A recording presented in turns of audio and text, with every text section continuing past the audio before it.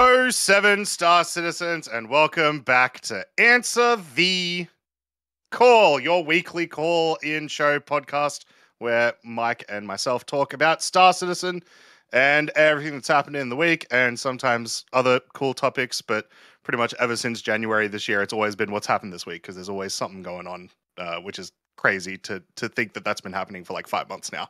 Yeah. How you doing, Mike? Good. It's been nonstop. I guess we have some news off the top. Tomorrow, me and Croncy are going to get together. We're planning on creating a Discord specifically for this. So we can, like we've talked about, doing the members only show, things like that.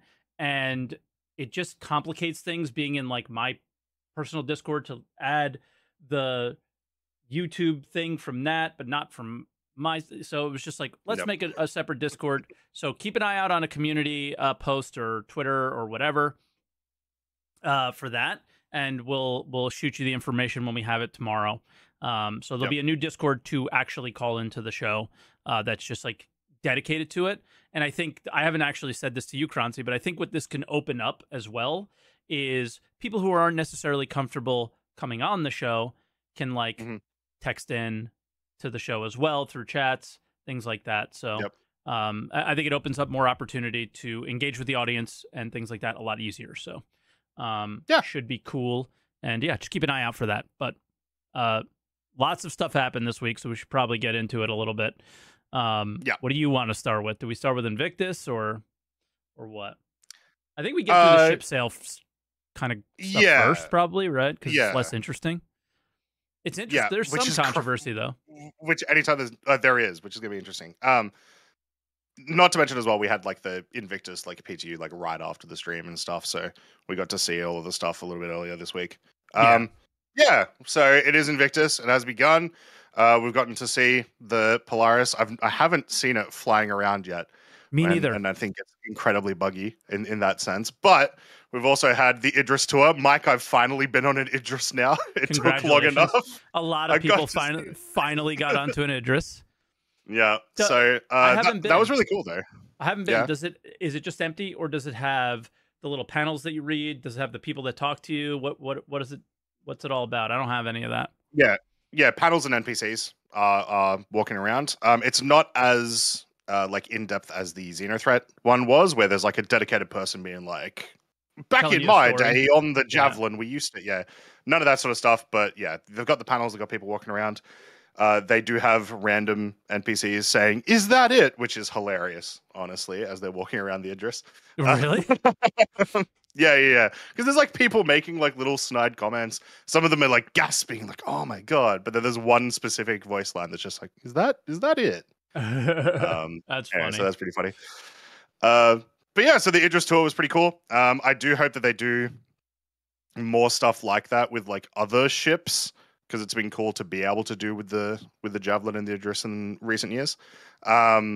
Finally getting to see the Polaris at the very least in the convention center was pretty cool. That's the only place I've seen it so far. It's huge. Yeah, it is massive. It's so tall. Like I was very surprised by that. Also, guys, we do know that YouTube is doing some weird buffering stuff. We'll try to fix that for you guys. Yeah, I'll take a look. Doesn't seem to be on my end, but I'll take a peek at it, see if I can do anything. But it was really, really cool to see. I'm kind of surprised. I thought it was going to be more like Hammerhead-ish in my head, but then I looked at the stats and it is it is essentially supposed to be the same size as an 890. So a lot of that makes sense, I guess. But that'll be pretty cool. And then sort of just keep in mind as well, it was kind of cool to see it in regards to a thing that happened in SCL as well, but we'll get to that later. 2 new ships already, because we're still only technically on like day 1 of Invictus. But 2 new ships. Obviously, we got the Medivac and the Saber Firebird. I love the idea of the Saber Firebird. I do still wish, because we talked about it last week, I do still wish it was just a functional like redo of the Raven. But for me, this is like the second best thing that it could be. Oh yeah, the Saber Firebird isn't released yet. We haven't had Aegis Day, but we had the ISC about it as well. We had it in the PCU, all that sort of stuff. Yeah. So that was sick, and I love it. I love missile boats. That's my favorite kind of combat ship in Star Citizen, and I do think we need more. I know people disagree, but we've only really got in that like size. The closest thing is the Shrike. And so this was pretty cool to see. The fact that it can also shoot 6 missiles at a time, I think that was sick. Very, very cool. But yeah, so we'll obviously get a bigger look at that during Aegis Day. I did also forget, the MPUVT, which is the most pancake-looking ship in the world once you put the landing gear up, and I thought it was very, very cool to check out. But is weird because it still doesn't have much use in the game yet. I do think it may shine a little bit once we get the cargo refactor, because it will allow you to do things like fill up a like hull C at places like you can take your MPUVT to like a like a research center or something on a moon, and then use that to fill up your hull C. You know what I mean? Except yeah, it's weird. Like we did it actually. Like we went with Wake with it, and it's I don't know. So how much have you used it? Because the top turret is static, does not gimbal, doesn't move, might be bugged. Yeah. The rear one does move, though. The rear one moves, but what you have to do is you take the boxes, you put them in front of you because you can't put them below you where you need to be able to see from, and then you move your head. Like it's like a lot of overcomplicated stuff, and then you have to remember that this was meant for the Idris, right? So when you put it in a C2, it's very tight. So getting the boxes out, very iffy. You're not using a C2 to move small boxes. So I don't see the purpose of it yet, but I'm obsessed with it. Now, if any of you guys can hear me on the YouTube stream, I'm going to start it and restart. I don't know what else to do. And then I'll grab this for YouTube later for a full video. But I don't know what else to do other than stop and restart the YouTube side of the stream. Yeah, not sure what's going on there, but I can't even stop it. Yeah. Like I don't know what's happening. It's really something ain't right, and it's not like everything is fine on my end, but when I click the button, nothing happens to stop. So I blame the YouTube viewers, honestly. Based. Yeah, it is a little awkward, but I am happy that it has the two tractor beams, because I'm a little disappointed to hear you saying it is a little bit awkward, because I thought that would be enough to make it a lot better than like every other ship tractor beam we have in the game, pretty much.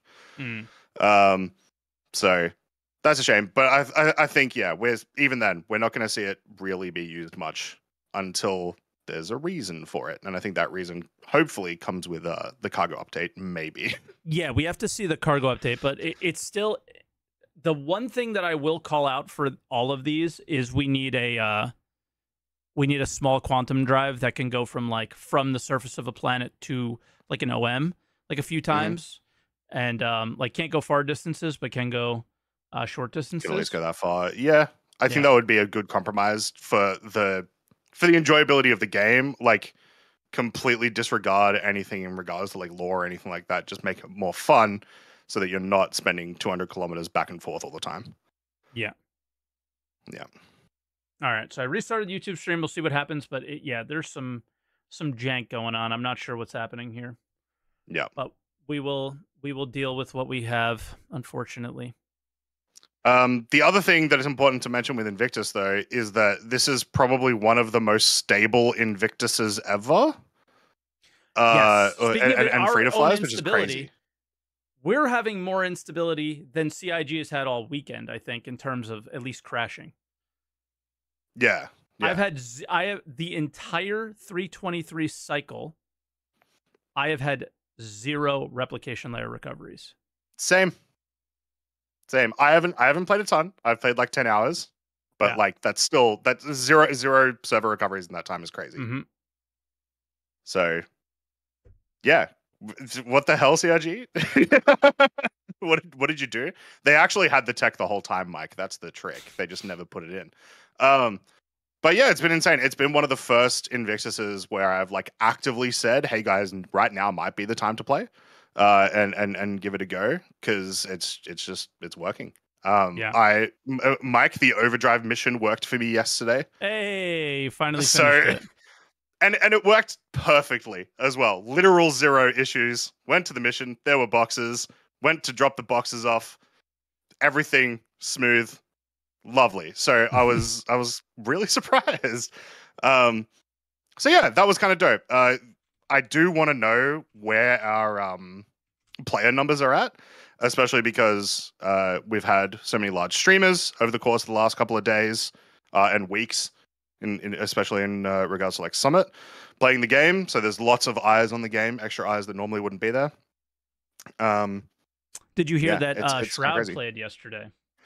I did, yes. Did you hear how it went? Vaguely. I heard some people saying it went pretty terribly. Do you feel like you're in a cult? Do you feel like you're brainwashed? I mean, I always do, but is that what Shroud said? Yeah. Do you feel like you're playing a piece of shit? Shroud just doesn't get it, bro. He can't go long mid. He doesn't get it. Mm-hmm. I'm not surprised though. Like we know how bad the new player experience can be. For the longest time, we didn't even have a tutorial, right? So at least Shroud got that. Yeah, and I don't think he used it. So he basically was like, "This didn't go well." And Summit was pretty bummed out. He was kind of saying that he didn't, like I didn't bring him to the right place. What do I do? So yeah. But at the same time, Star Citizen acted exactly how we would have expected it to, and the reaction was exactly what I think CIG and some people in the community needed to hear. I don't think he said. Yeah. I think maybe his delivery might bother people, but I don't think he said anything wrong. I think it was all very true. What was said. Yeah, like I obviously don't know the specifics of what he said, but I can imagine what he probably said. I mean, I literally told you what he said. Like I'm not exaggerating either. Oh, just are you in a cult? I mean, yeah, that's just this should be studied. It's been 12 years. You're brainwashed. Summit's lost. He's brainwashed. Yeah, like how can you enjoy this kind of thing? It was pretty funny actually. He just doesn't get it.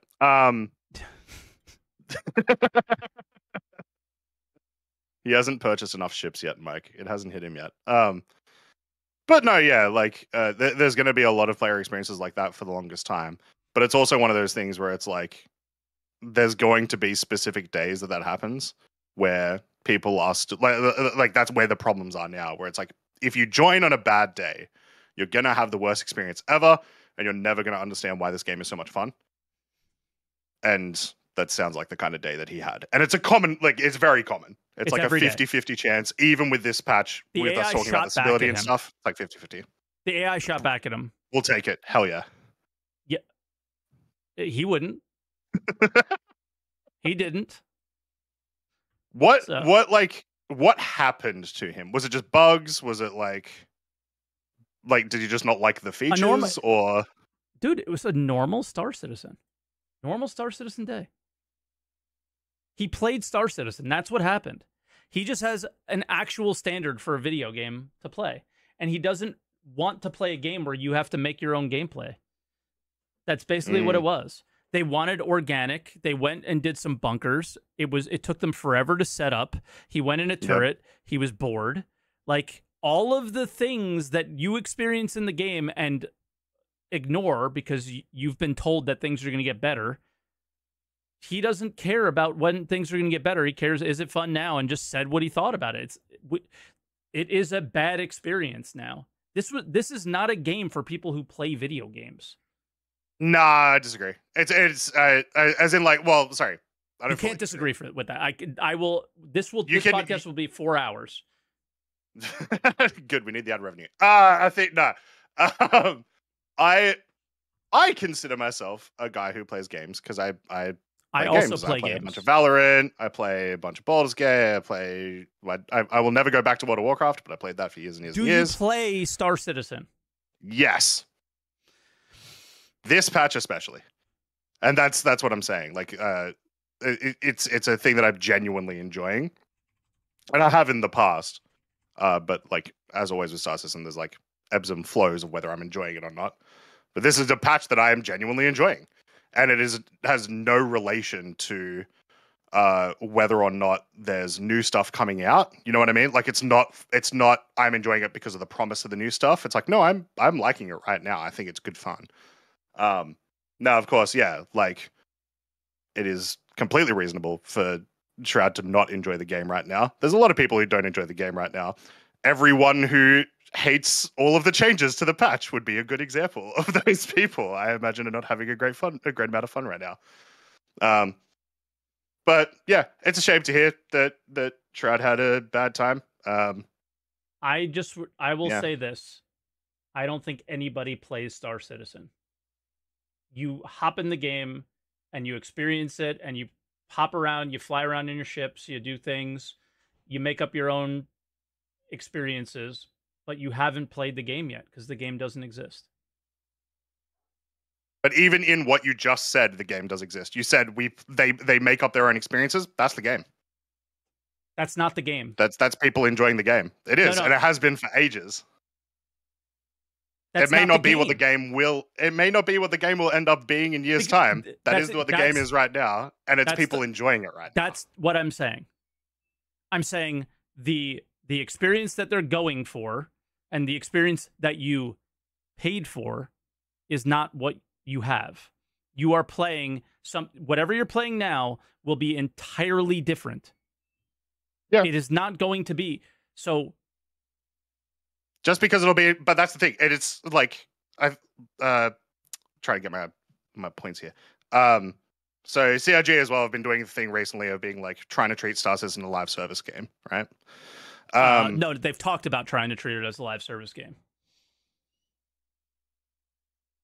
I would argue that's the exact same sentence, but there's like words and actions are two different things. Would you agree? Yeah, and I would say they have been trying, they have been trying to treat it as a live service game. I think whether or not that's been successful is opinionated. They're starting to. Sure. Regardless, people are playing it as a live service game right now, for sure. The experiences that we hear from people, they are playing it as a live service game right now, which is also why people get so mad anytime there's wipes. That's why people get so mad anytime their favorite features get changed, all that sort of stuff. People are enjoying the game. There are people enjoying the game. That is them. People are enjoying the tech demo. People are enjoying flying the ships they spent a bunch of money on. I know we're fighting over semantics and it's stupid. We are. I know. We need the etymology of the word game. Anyway, Shroud is not one of those people. Yeah,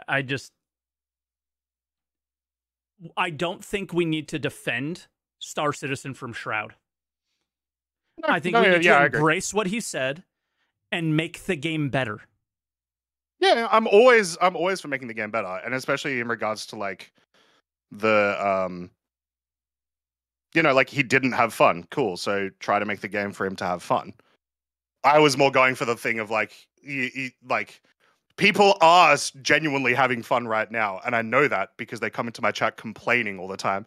I have had fun. I have had fun. We're not arguing against that. What I'm arguing against is people who play actual games and are looking for an actual game experience, progression, onboarding experiences, not an insane amount of bugs. Like even if you go back to DayZ, insane bugs, you have to know all the bugs to work around in order to play it. It still had a sense of progression and a feeling of a game. This does not offer that to even that level yet.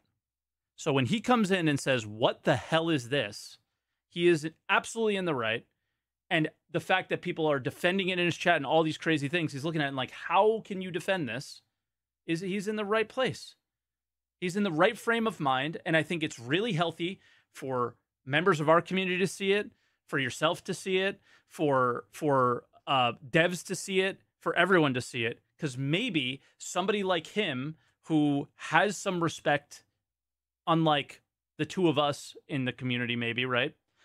Maybe then it actually gets through their head that things should have changed a long time ago, and there were choices that could have been made a long time ago. I'll give you one point that was like, he's spot on, 100%. There's absolutely nothing wrong with what he just said. He goes, why are they focused on a bunch of things that don't matter? Why aren't they focusing on the things that matter? Where's the core game experience? And it was like, ding, ding, ding, ding, ding. Those are things that could have been worked on in different, like they made a bunch of choices. CIG, don't say but, don't come on and defend no. I need clarification. CIG made a bunch of choices that put them in this situation. And here we are. They made a bunch of bad choices that you cannot defend. And now we're here. They're trying to fix those bad choices now, but here we are. Sure. 12 years later. Because I was going to say, what is core gameplay? Like, we just had a bunch of core gameplay changes change to be better. So that's what I was confused by. Like, what does he mean by core gameplay? You know what I mean? A game. No, like, genuinely, does he mean, like, if he means, like, progression, 100%. But when someone says core gameplay, I'm like, well, yeah, we just got master modes. We just got all of the FPS changes to make FPS actually enjoyable. You know what I mean? He means something to do. Yeah, so progression. And sure, yeah, 100%. I'm not disagreeing with that at all. No. Yeah. It's just, I didn't know. Yeah, anyway. Okay, so YouTube I cannot figure out. I would like to change the server, but I can't figure out what server to change it to. So yeah, I'm really struggling with this one. The program is not working, so it's a mess. I see that there's an update for it, so maybe that's it. Possibly. And it is the tiniest little thing in the world, so we'll deal with it later. Sorry for arguing, but I feel strongly that's a good that this community needs to hear this shit and needs to accept it. Yeah, well, I like, okay. We talk all the time. The game needs to improve 100%, but I feel like it's anytime people say, "How could anyone enjoy this game?" It's insane to me because people are constantly talking about how they're currently enjoying the game, and I don't think it's like, people will often respond with like, "Oh, they're just coping, whatever," and I don't think that's the case at all. And so that always irks me a little bit. Is I am of course always for make the game better, make it less buggy, make it so that Shroud does have a good experience and enjoys the game. And we have these features like progression and stuff actually, in there in a good state. But then to say people don't enjoy the game is like crazy to me. Sorry for interrupting. Somebody in chat goes, I don't give a fuck what Shroud thinks. Neither do I. But I do in so far as it's a good way to gauge like the general gaming community's idea of it. Yes. Well, because he has 20,000 people that their minds have just been changed by what he said. And you have, let me tell you something. This was a funny experience. And this is the only reason we're talking about this. There was a lot of weird things going on. The banning of players within the experience, I think, was happening again.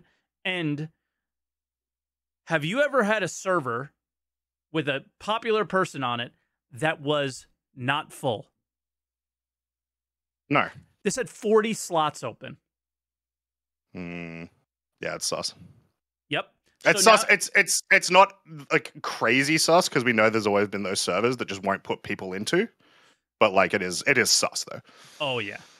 Yeah. So like there's all sorts of things going on here. So guess who cares what Shroud's opinion is? The company that's making the game for you.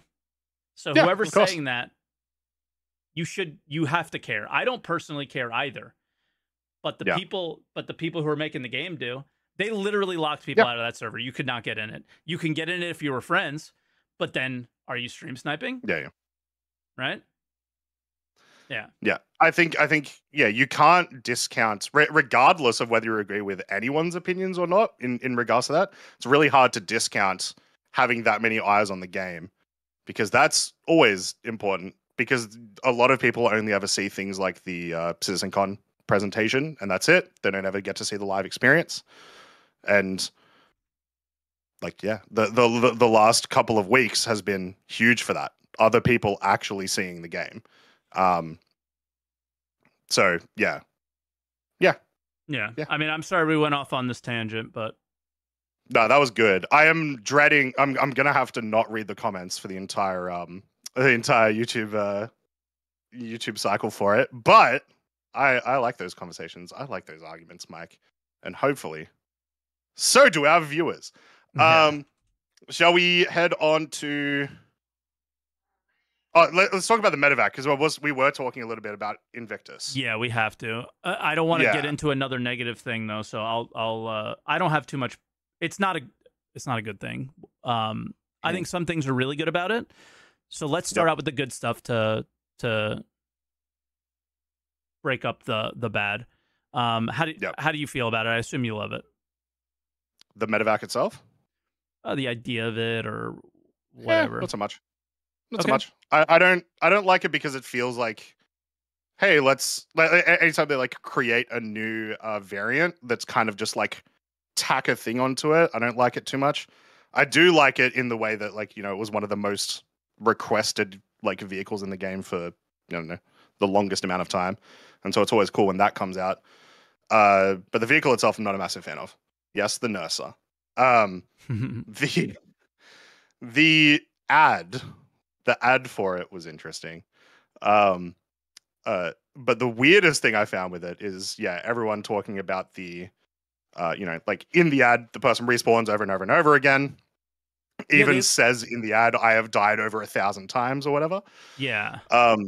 That honestly to me just felt cringe. I didn't really care about it in terms of like a speaking to the like features in Star Citizen and Death of a Spaceman.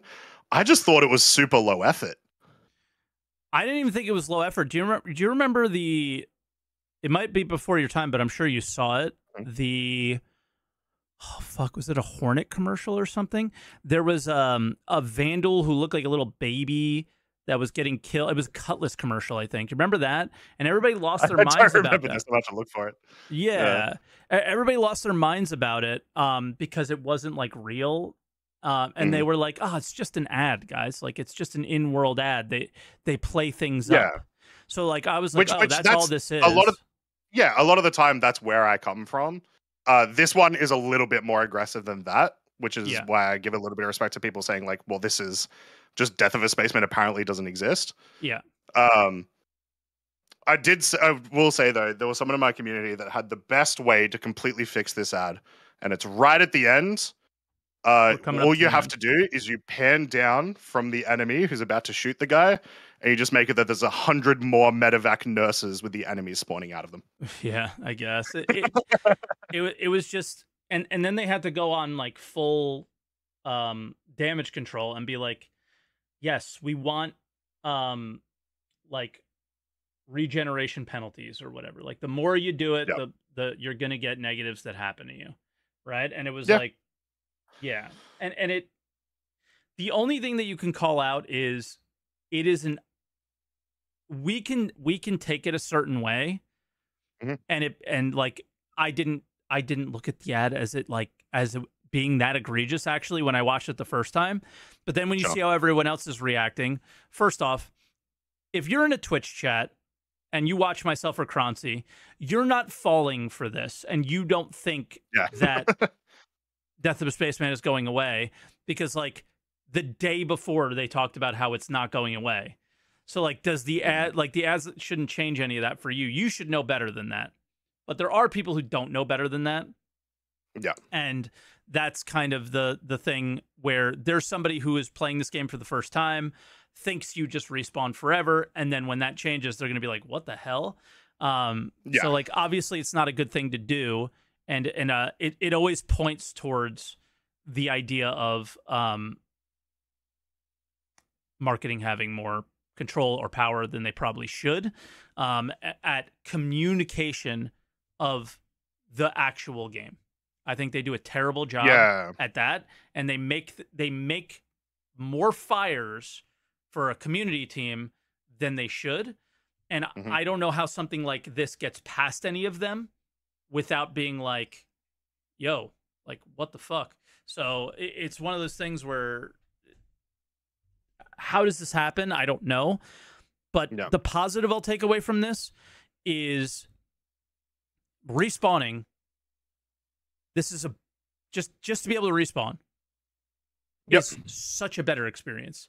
So if it happened because of this, which a lot of people are claiming it is and think it is, I'm probably in that boat as well. I think the change happened at the time because of it. It probably wasn't intended to happen the entire time this way. But at the same time, it's awesome. I love the idea of if I come prepared, I have a better experience. The problem is that often coming prepared means that you have to spend a lot of money. In this case, you don't. So it's kind of nice. You can earn it in game. They're cheap. The bad side of it is the unfortunately like 15 people that do beacons are not really getting as many as they would want. But I think I still see beacons pop up. They're still available, still possible. I think the people who come prepared are the people who don't want a backspace anyway. Yep. And, you know, or do want a backspace, I should say. Don't want to take a beacon. So they're going to come with the vehicle, or they're going to backspace regardless. So the people who are going to use beacons are going to still use beacons, I think. So I don't think it changes that much. Yeah, no, I don't think it changes really much of anything, except for the whole situation with like all the beds changing just makes me like reappreciate like the Cutlass Red. You know what I mean? You really like it now. Yeah, 2 people died at the same time, good again. And one got bugged out. Yep. But in that case, they wouldn't. I do wonder. So, like, medical gameplay has been in a weird spot ever since it came out. Honestly, Like it's been really strange, especially with we've talked about, you know, like you have to spend so much time setting up, and then to like die to like one solid NPC after you spent 15 minutes trying to get there obviously sucks. It's just bad gameplay. And these features are supposed to remedy that, right? I do wonder, because this does kill the idea of coming to res someone, I do wonder if the economy changes could be an extra solution to that, to making people stop backspacing sometimes. But like you know, because you'll assign more worth to your items than you previously would have. I hope so. I also, but the thing is, I also don't know if that does solve the problem, just because then you can respawn. The real problem is the gameplay, is the medical gameplay. Yeah. Is like it's they have to apply the if you backspace, you lose a death, right? And whatever that means, which I can rant about Death of Spaceman forever.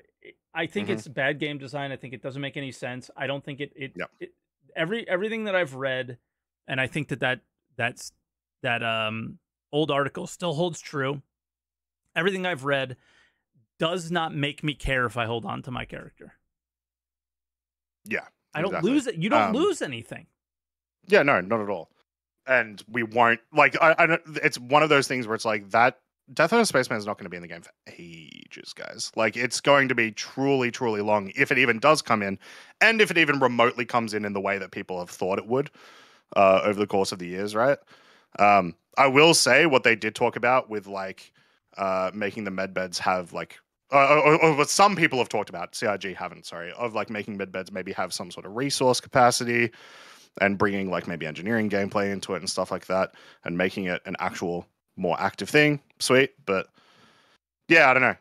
It's medical gameplay just needs a proper look at, and needs some stuff changed. Everything does, but that's sort of the problem is what will they prioritize? So they kind of prioritize this because of the sale this time.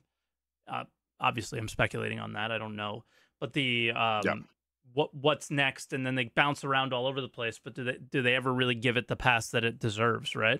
And then going all the way back to that question, you know, the argument we had, and then new people come in, and this is what they get, and they're just like, you know, it's everything's kind of like half done. And exactly. Yeah, so hopefully 4.0 and more will get us there, and eventually, but we could start talking about 4.0. Yeah, the actual, like, biggest piece of news. It's. I feel like we're going to talk less about that than we talked about the Shroud stuff. But it was the biggest thing of news this week, right? But since it's a more unknown, I think there's less to talk about with it. Sure. So yeah, for those who are unaware, sure. So we had the roadmap roundup, the first one since 3.23 released, well, a week ago, so it makes sense. They're immediately like, all right, well, here you go, guys. 4.0, here are all the features, or at least some of the features, because, you know, things get added, things get taken away. Yeah, like there's only one ship on there, you know, like there's going to be more than one ship. Exactly. By the way, we're targeting Q3. And I think the fact that they said they're targeting Q3, and once again, that does not mean it's going to hit in Q3, but the fact that they're targeting Q3 is, I don't know, just feels weird to me. I was expecting the classic, you know, end? Q4. End of September. So just before CitizenCon. It'll happen after for sure. I think we'll probably be in a PTU. But I don't know if it'll be live. At the very least, we probably would have had some Evocati tests in the patch. It just comes down to like how comfortable, like they can't. This will be an interesting conversation. They can't release 4.0 and have less stability than they have right now. Yeah, no, this is you have a new standard now, and you have to. And they can't. Yeah, you have they to can't live up to the standard they have now. I don't think. Not with meshing. It's a much watch it happen there. Bigger. I think it's a much bigger beast with jumping and servers connected. Like, yeah. I think it's gonna have its problems, and it'll definitely have its problems. Yeah. But the biggest problem it has is the 4 in front of the dot is that will draw people no matter what. Like Summit, when he was saying, like, oh my God, I messed up with Shroud. I should have brought him here. I should have done this. He was like, but he said he's coming back for the next patch, and 4.0 is going to be like, you know, and it was like, brother, it's not. Like it probably will not. Like it's probably going to be pretty unstable. It's probably going to have its issues, and that's okay. But it might not be okay for them, you know? Yeah, exactly. I do hope. I agree with all of that. What I am hoping CIG do is, you know, with 3.23, we were in PTU for quite a bit longer than we were maybe expecting. But essentially a month more than we were expecting. And that's probably how we got such a like decent stability like day one patch.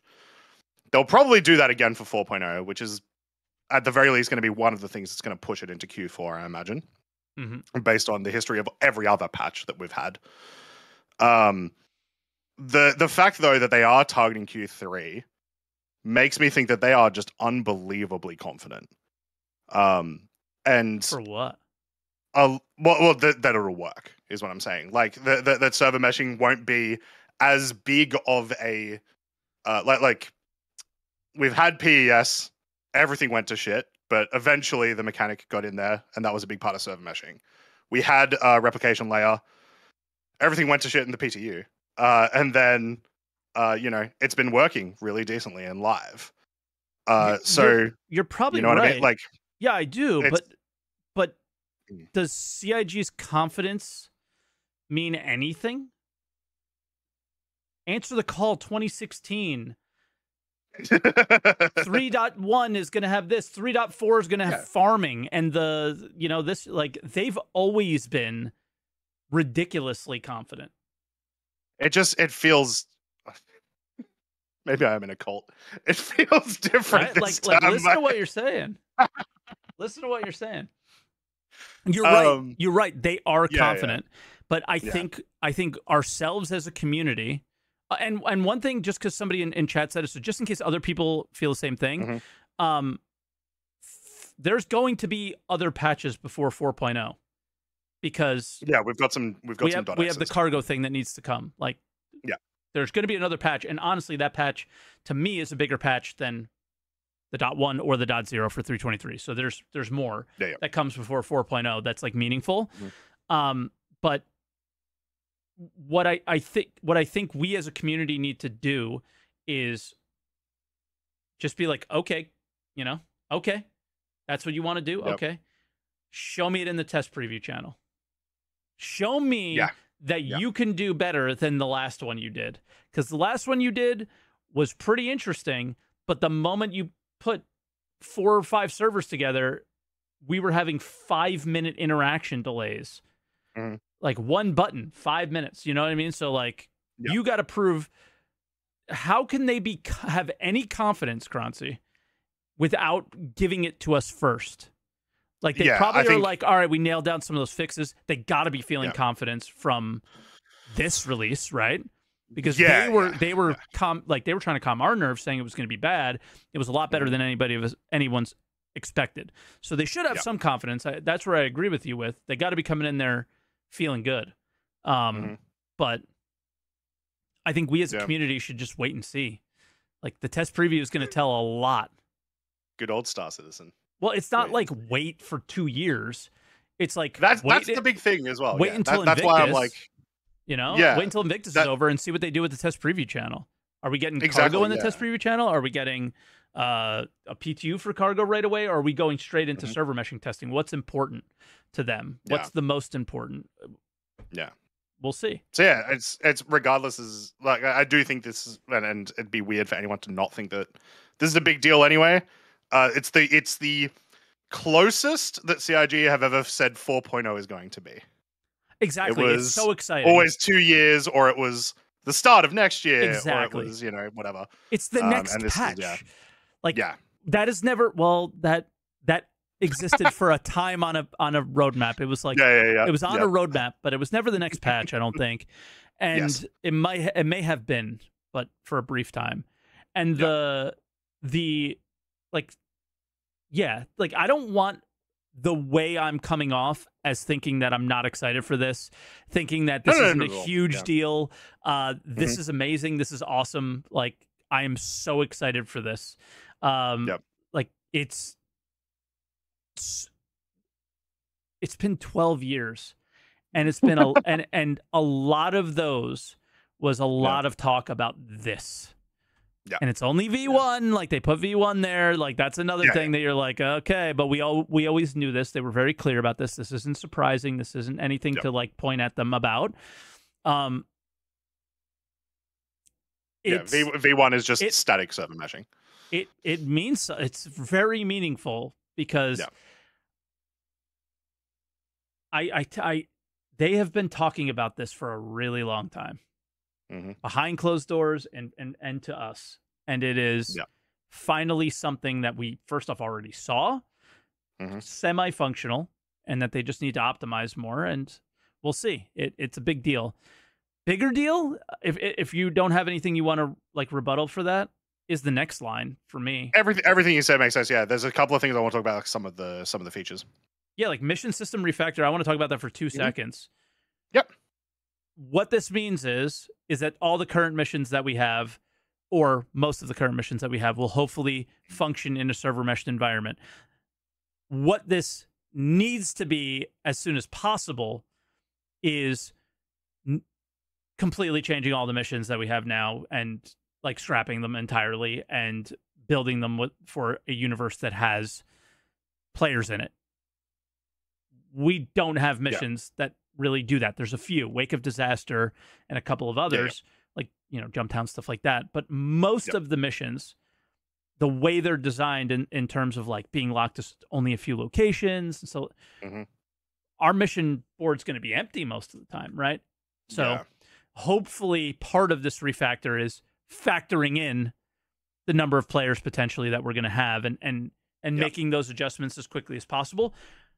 Do you, and I'll pose this question to you, Croncy, do you think that will happen in 4.0 or do you think it'll happen in later patches? I'm not sure. I would, it's probably going to be one of those gradual things that's... I'm leaning towards that. Yeah. It's like they've made strides towards, at least in the specific problem of like, if everyone's doing one mission type, there's, your mission board is empty. Yeah. In specific regards to that, they've made strides towards assisting that with the distribution centers. That's still not enough. And like they have said, there'll be more distribution centers on the way, but like, they need to do more of that stuff where it's like, the reason that other MMOs work with quests is because infinite people can have one quest and complete it and it not be a problem and still play the game. That's just not a thing in StarCit. So, yeah, regardless of what happens, it has to be a priority because otherwise we're going to get into 4.0 and no one's going to be able to do anything. Yeah, like missions, I still think while we also need more meaningful missions as well. But that's of course, that's a separate thing. Yeah, and I think we're both in agreement that is probably going to be a lot further down the line than kind of taking what we have now and bringing it up to some new standard. But yeah, I think what we have now is like kind of a situation where most people come in the game and are kind of told to open their mobi-glass and like check out things. Like the missions do really drive the gameplay. I know a lot of people call this game a sandbox, and it is, but most of the things you do when you jump into the game is you open your mobi-glass and it kind of drives the action that you're looking to do.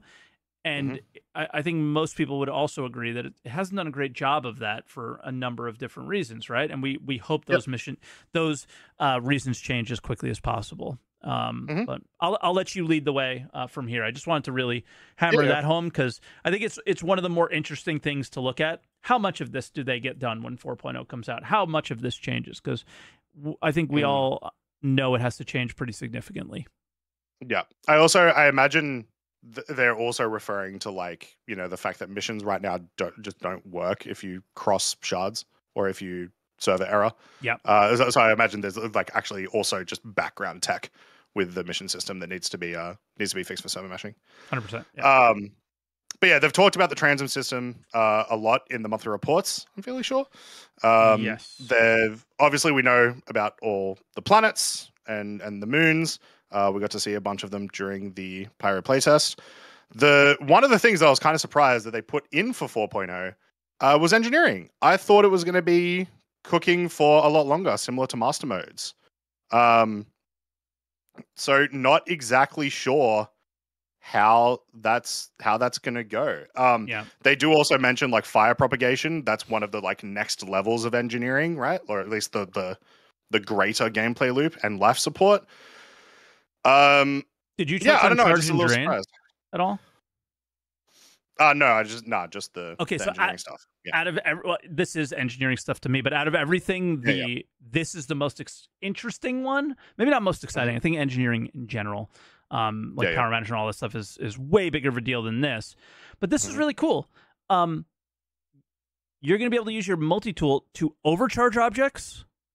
So like components and stuff, but also remove distortion damage. So you've never had the ability to counter distortion really until now. Shields did kind of, right, at times. They do now. And this is a cool little counter of how this could work. So yeah, I like this. Yeah, like it's worth pointing out. You can also sort of imagine how that gameplay would work, right? So it's like, just because we got engineering in the A2 right now, imagine you're on the A2, your power plant gets like distorted or whatever. You are still a sitting duck, but you've now got to like get out of your seat and spend the time to try to fix that damage, you know? And so it's more interaction in that encounter. So yeah, it'd be interesting.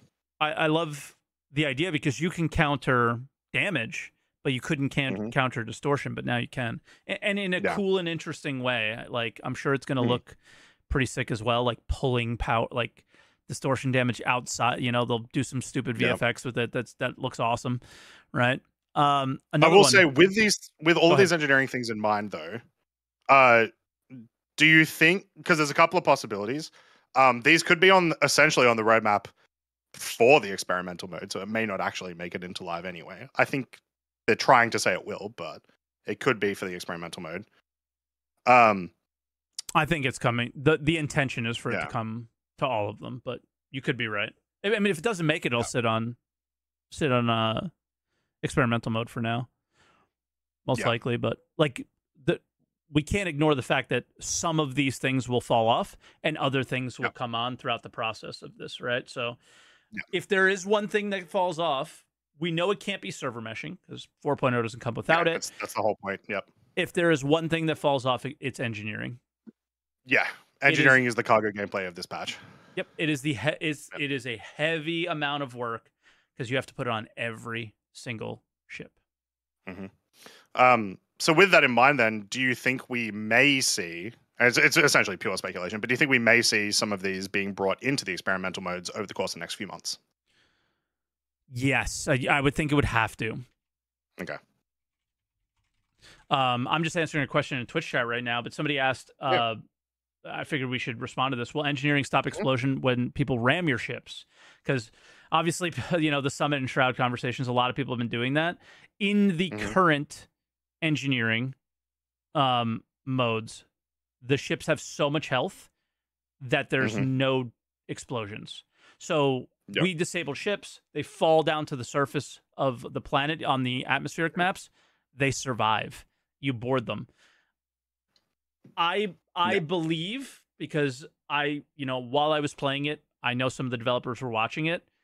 I hope and I believe that them seeing that and how fun that experience turned out to be, that's going to be a goal that they might try to achieve. Maybe not it not get damaged maelstrom wise, like pieces come apart and things break, but largely intact, the people alive inside, the components able to be repaired, and the ship being able to be like brought back to life, those kind of things hopefully will be possible. What hopefully is no longer possible is I ram your ship, you die, haha, troll face in chat, like yeah. So my hope is that. I don't know the answer for sure, but I hope that's the goal. There was one other thing you mentioned that there was one other thing before we talked about that. I think our multi-tools are going away. I think we're getting the Squadron 42 one. The one we saw. Oh, sure. That's what it's looking like. And if anybody doesn't know what that is, it's a little gun, but it has 3 buttons on it. So it basically has 3 attachments inside of it. Yeah. It looks like that's what they want to do. I don't like that. I love the multi-tool. I love the idea of switching out things. But maybe they want to keep it simple. I really hope it doesn't go away, but it sounds like it might be a thing that happens. So we'll see. I wouldn't be fussed if it does go away, but I do like the idea that there's like the potential in the future for like having to, actually be forced to set up with like different combinations, or like be forced to use part of your inventory for the attachments. And what's the thing? It's like anytime you have to make decisions is always a good thing, but I don't think that this is such an impactful change that it would like ruin the multi-tool or anything like that. So I paid for certain color multi-tools, someone said. So the multi-tool I'm sure we'll still get those. I almost guarantee it'll just be like a UI update. Yeah, or like, have you seen the like really jank like there were 2 beams coming out of it like sometimes? Like I feel like it was I think so, yeah. Like I don't think that's the intention of it, but I think it's like a bug that is like from the Squadron 42 one probably. So I think it's like the weird thing is to say raising the multi-tool up to the standard of Squadron 42. So you're probably right. It's probably just UI, probably a little bit of additional functionality, which literally says like the cutting will work properly.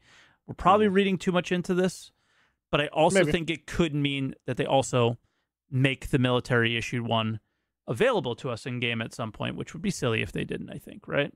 You can have both. Yeah.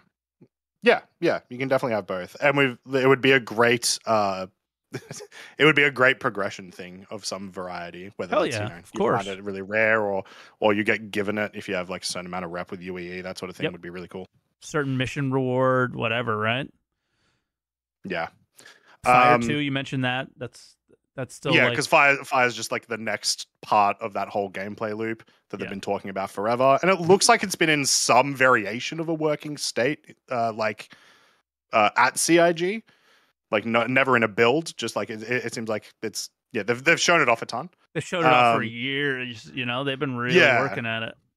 Yeah, it's been a while, but I imagine they probably didn't want to bring it in until we got like oxygen in rooms and the ability to move that, which is like the other stuff in this patch. So wouldn't be surprised by that. I want to quickly touch on the Zeus Mark II ES.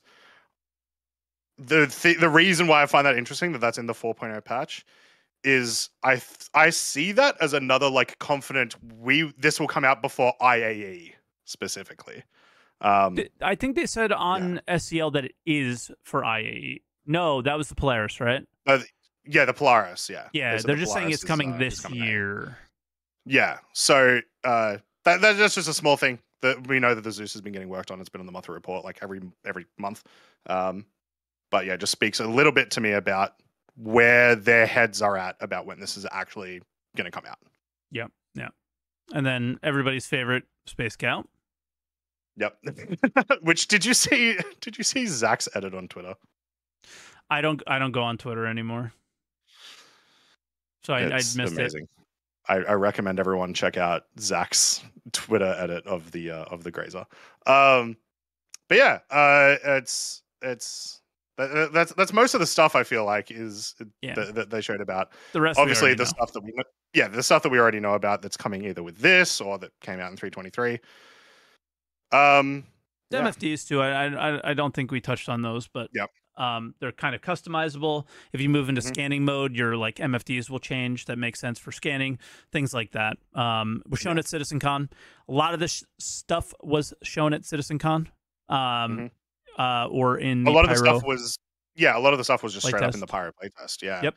It's really server meshing, engineering, jump points that like we have gotten to test server meshing and jump points, but obviously in a super bad state. All these things, everything highlighted was in the server meshing test where you jumped as well, sort of. Terminus was like a black hole, you couldn't see it, but Pyro 5 was definitely there. I'm not sure about its moons. I can't remember for sure. But these things have been in progress for a while, and yeah, we'll see. I will just for one last thing on 4.0 in general. This is the most important thing. I think it's going to be a tech patch. I talked about this recently in a video. Big tech patches should be focused on big tech, and that's it. They don't need to be fancy gameplay. But here's Zach's tweet.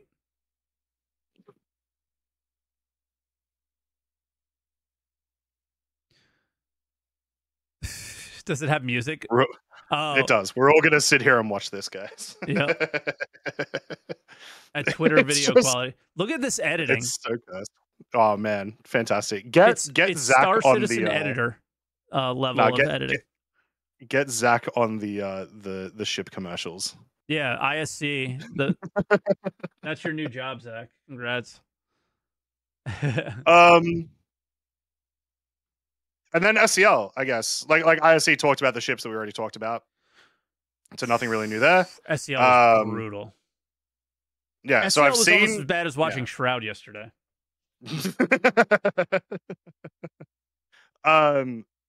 It's one of those, like I have not had the chance to watch SEL. I really tried.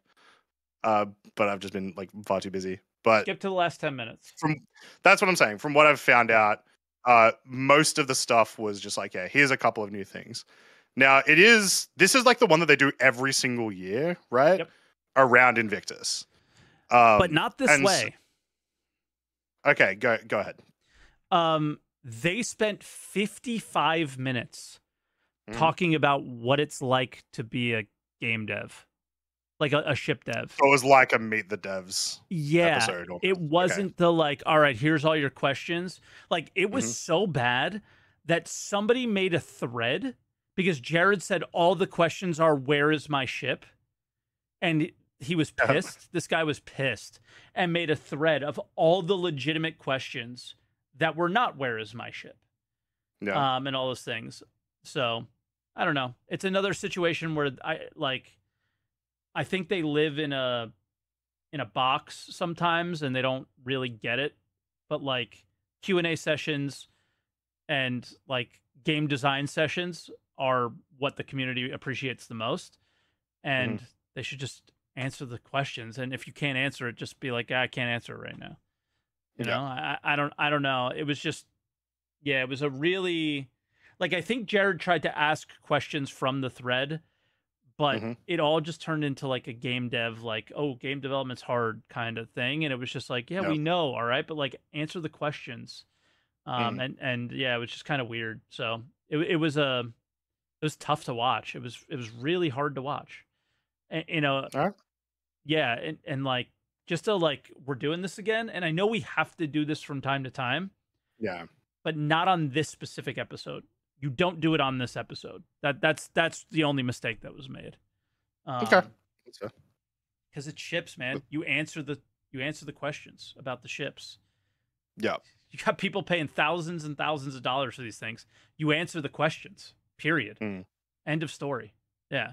Yeah. It's just weird. I think there's I do wonder if they have like a, because like there would for sure be situations where if they did just answer questions about ships, it would be like 55 minutes of them saying we don't know. But I do wonder if there's like a midpoint where they can say like, yeah, we don't know, but this is how we would like this to be. This is how we would like this to be. That's always the only problem, because that's when you get the you made a promise thing, even though they didn't. Exactly. You know? Yeah. And it's like, I would love to hear what you want it to be. I hate though, when people then go, all right, cool. Well, so that is 100% what's happening. And it's like, no, but I want to know what the devs are thinking though, you know? Yeah. So yeah, that's a shame. But there was a couple of bits of information, apparently. One, we already mentioned, the Polaris. They apparently just straight up said it's coming at IAE. I don't know if they used the word target, but yeah. No, like Jared even gave them the opportunity to like come back on it, and he said it's coming at IAE. Yeah. Like, okay. So that's kind of dope. We haven't had a large ship in the game, like released to game in a really long time. Yeah, what was the last one? The Carrack, and that's was 890 considerable about smaller. 890 was before the Carrack, I'm fairly sure, because the Carrack came out like just as I started, and the 890 already existed. So I think that was the last one. Was the last really, really big one. So that's kind of wild. Yeah, and that's the thing again, right? The Carrack is like half the size of the Polaris. So it's going to be cool to see that in game. I do hope that when it comes in game, though, that they also add it to the pool of NPC ships, because it feels like it would be a fantastic ship to also fight. And then the other one was apparently Jared slipped up, but then owned it, that we're getting a Drake concept. Yeah. And is it the Raptor? No, because that's Misk. I was thinking I did the exact same. I did the exact same thing this week. Yeah. Because it looks so much like the mule. It does, yeah. Did he say vehicle? Same. I believe he said vehicle too. So is it going to be wheeled? That's why I think I went right to Raptor. It could be. What I was thinking is, because like the only military thing that's actually like happening at Invictus this year is the Firebird, and then which is a variant, and then like the Retaliator like updates, which doesn't feel new, you know. So I reckon we might be getting a heavy fighter from Drake. I think that would be sick. That would be sick. Yeah. The one thing I will say, and you do whatever you guys want with your money. I will never tell you what to do with your money. Think about this one, though. When it comes to concepts, they're talking about 1.0. Do you think that all the ships that are currently in concept are going to end up in 1.0? No? So why the frig would you buy this one? Because Drake. Agreed. Because it'll be cool. But at the same time, it's like,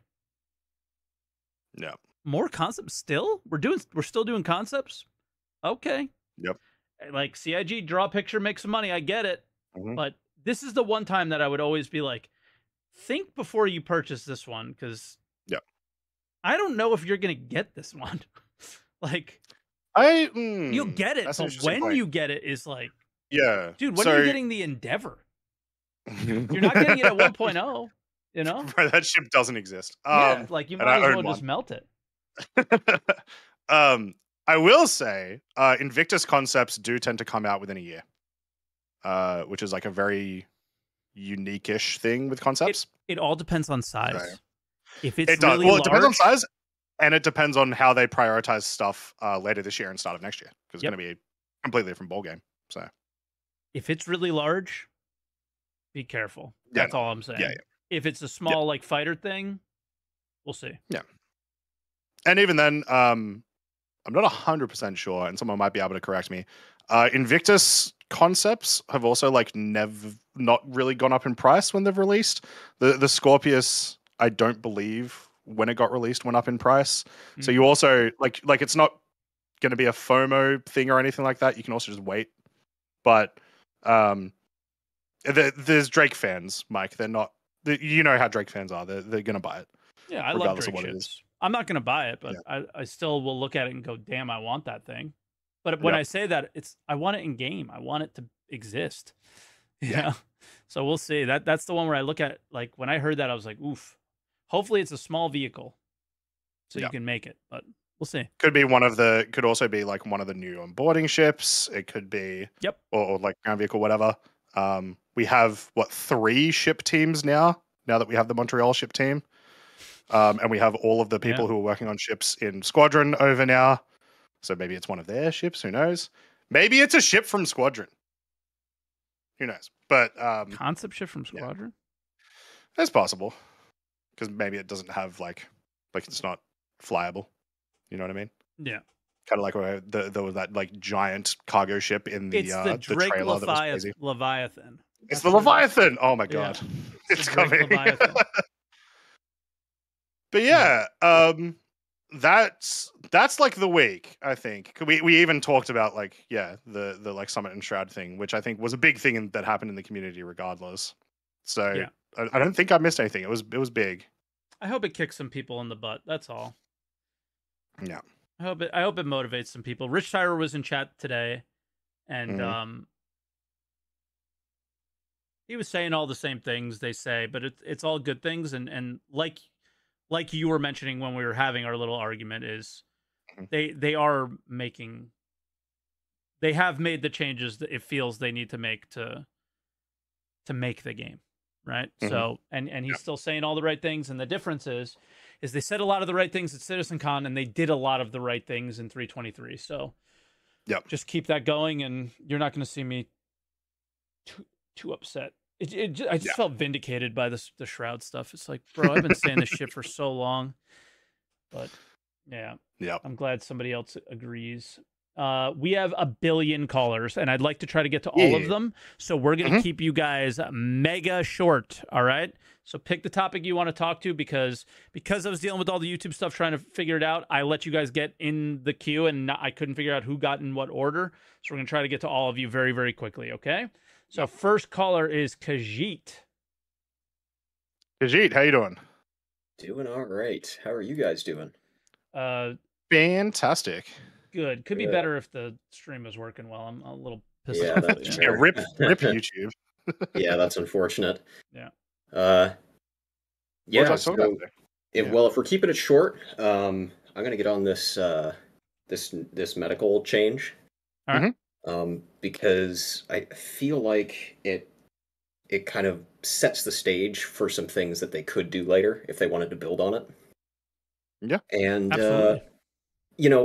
like you were saying, even if it is not going to be in this form later down the line, it's a way better change, because if you look at games like Dark Souls, for example, that's one of my favorites.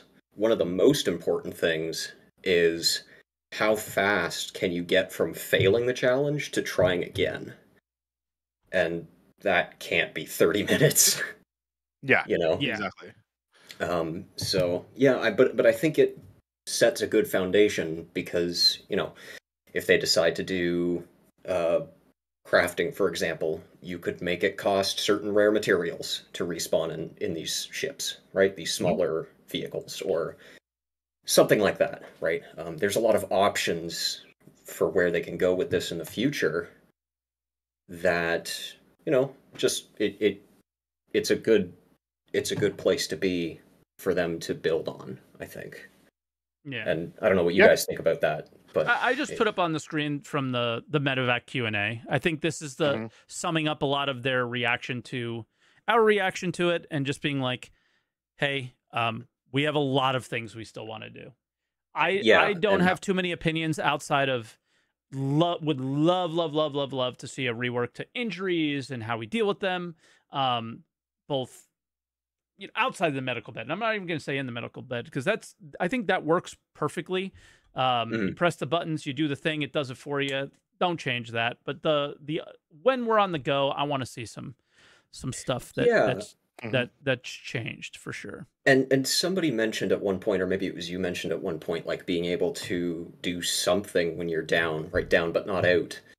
And they've mentioned that. So they've come in Twitch chat and said there's going to be a new down state. They've said it on an SCL as well. But the thing in Twitch chat was you're going to be able to revive yourself from this. Yeah, and like... Interesting.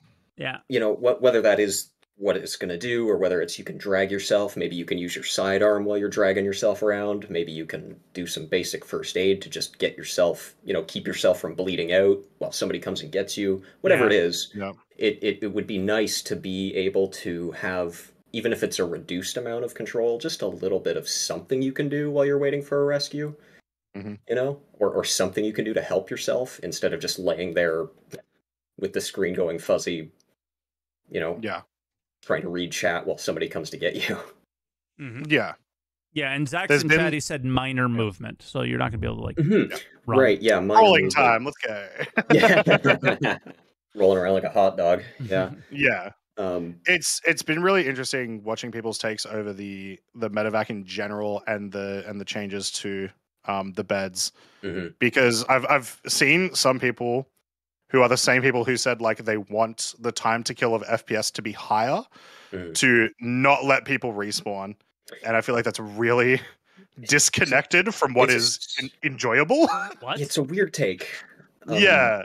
The start, so it's like this is one of the changes where it's like this makes the game way more fun right now. Sure. Because like I said, if you're dying and you have to spend 30 minutes getting back to where you can try again, or waiting for someone else to help you, or waiting for somebody else, it's rough, man. And like it's just I don't know, it's not great. It's not an ideal solution, so I hope that this kind of opens doors for them to make improvements, not only to like respawning, but also, like you said, Mike, to other medical gameplay to begin with, right? So for sure. I'm gonna keep it short because that was really the biggest thing. Aside from the 4.0 is exciting, and I am very keen for exploring pyro, for doing engineering stuff, whatever it is. But I'm gonna wait and see what we get, because it's, you never know. There's a big tech coming in with it, and I don't know. But just it's sort so of as wait and see, right? It's like it is, and it's I'm very excited for sure, but I am a little bit more confident, and this kind of leads into my final thought because I wanted to ask you guys a question. I am a little more confident because since CitizenCon last year, what it was 2953 or whatever it was, from my perspective at least, and I'm a new backer who has a vague understanding of the history, so maybe I'm just not seeing it. But it looks to me like things are gradually ramping up, just in terms of delivering more ships, they're delivering more gameplay per patch, they're delivering... It's just, it's spread out across the whole team, rather than in any particular area. I would hold off on that for now. This is my, thinking around it. Not that I don't agree. All of this stuff was worked on and polished in Squadron 42 and brought over. Yeah. Okay? Yeah. So we don't know how fast they can make something from scratch yet. Yeah, exactly. We'll see. So through 4.0 and beyond, I think you are probably going to be right because there's just more bodies on the thing. How can it not be ramped up? But will it be will you get 2 patches with 1 billion lines of new things every time? I hope so. Yeah, exactly. Then we might have 1.0 within a reasonable amount of time. Right. And a reasonable amount of features. And so that's what I wanted to ask both of you guys. Since CitizenCon, because it's been about half a year now, and I actually just rewatched you and Level Cap's coverage of it last night, the whole 2 days. Holy shit. Wow. just as I was doing some salvaging and bunkers and stuff, so I just had it on off to the side while I was just enjoying doing chill stuff. So I wanted to ask both of you guys what your thoughts are on how how do things look since then? Right? Like, where do you guys feel like we are in terms of the hype of CitizenCon versus now in these 6 months? I don't know, man. The hype only stopped for like 3 weeks in January. The things I was most hyped for that we got are the least exciting now. Right. And the things that I was least hyped for are the things that I'm enjoying the most now. Oh, so, really? Yeah, like we obviously didn't get the hangar update. We didn't but the things that we did get, the Duster outfits, I thought we were going to get legendaries. I thought we were going to start to see different, components to these things and them be more meaningful. Didn't get that. The interaction stuff I thought was really exciting. I don't notice it anymore, so that's a good thing. But yeah, like it's not something that I was like as hyped for when I saw it. But the things that I kind of shrugged off at CitizenCon was the FPS stuff. Yeah. And the master mode stuff. And that's the stuff that I'm engaging with more than ever. I saw you send somebody to the Shadow Realm at the very tail end of the stream there. Yeah. Like I am this is more of like a thing that Summit sort of is like a building a little fire in me. Is this guy's like going super hard and wants to like get better at the game. And I'm like, I've always wanted to get better at the game. Here's my opportunity to do it. This guy's doing it. Why can't I? Right? Yeah. So he's kind of lit a fire under my ass. And now I'm like, we got a big charity tournament coming up for like Master Modes thing. I want to try to get good for that. And awesome. And then just in general, I enjoy the FPS so much because of the changes that I want to get better at that as well. So, yeah. There you go. But I think we'll leave you here because we got to get to everybody. But Croncy, go ahead if you got a final thing you want to add. It was just going to be like, in terms of like hype, CIG have done like a really crazy job at the last 7 months now of maintaining the hype train since CitizenCon. They immediately, second CitizenCon was over, it was everyone, here's the pirate play test, and then it was like, here's this patch, and here's PCU, here's these new features, and we're going to talk about it. It was crazy. Yeah, and even if it wasn't super hype, it was they're maintaining the content train. Like there's always something to do. We haven't had like I brought you on. I remember like I was doing this alone and I was struggling to like, what do we talk about? Like if this was the case for all these years, I would have never even had that thought because I would have just done the podcast alone. And I'm happy that we're here. Obviously, I don't want it to sound like I'm not happy that, especially on the day that we argued the most, that I'm not happy you're here. I'm very happy you're here. There's always been something to discuss every week, and that's been awesome. Yeah, it's been crazy. Yeah, and that was my feeling, was that like it just they've maybe not delivered exactly in the form they said at CitizenCon, but they've been delivering stuff pretty consistently since then. They've understood the assignment that the community wants, what we want for the most part. They've definitely missed the mark on a few things, but for the most part, overall, they're keeping us occupied, and that's a good thing. Mm-hmm. So, all right, Khajit, we'll let you go. Thanks very much, guys. Great call, and sorry to cut you short, but hey, that's okay. No worries. I was on last week, so I don't want to hog the space. All good. No worries. Cheers. Have a good one. Later. All right, so that was Khajit. We're bringing in Pakilla next. You remember Pakilla? Vaguely. There's so many names to remember. Pakilla, how you doing? Hey, what? You there? What? I can't hear you both. Oh no! Hold on. Give me a second. Mute us. Now, do you remember Pakilla? Yes. Uh-oh. Hello. Oh! I fixed it. Yes. Woo! Thank God. Okay. All right. So, what do you want to talk about? Okay. Let me borrow your chat for a sec. All right. My chat. Guys. I don't like that. 1, if you did the Black Kite mission in 3.23 once. In 3.23? I mean, it's been out for a week. I've never seen it. No, Black Kite mission. Yeah, it's been out for, like, I'm saying 3.23 has only been out for a week, so of course I haven't done it yet. 00000072222. I got balloted. All right. Here's my issue with this fucking game. You got You already have so little content, all right? By the way, Croncy, flying is a mechanic. It's not gameplay. I want content, motherfucker, and then I can consume. I don't consume flying. I just fly around. You don't count. Sorry, no. I am going to push you back against you, Pakilla. You don't count no. playing the game as a mechanic. You don't count flying a ship as a mechanic. No, that's what he What? said. Shooting. Flying is just like shooting. Shooting is a mechanic. Shooting is what also do you a shoot mechanic. at? What do you shoot at? What do you shoot at? The stuff to shoot at is the content, is the game, not the shooting itself. Mother. Why is this such a hard concept to go through? Because we're not game devs. All right, back to where we are. All right, Black Kite mission. So, yep. Pakilla is a game dev, just so you know. I actually forgot this mission exists, by the way. I have been playing the newest patch for about 2 weeks, right? And probably 50 hours to this point. And only yesterday, somehow I got into a server with only 5 other players. So it was running smooth as spotted. Yeah. Right? And for whatever reason, this mission decided to show up. It never showed up in the past 49 hours of my gameplay. Wait, so and it's in? Yeah, it's in. It's working great.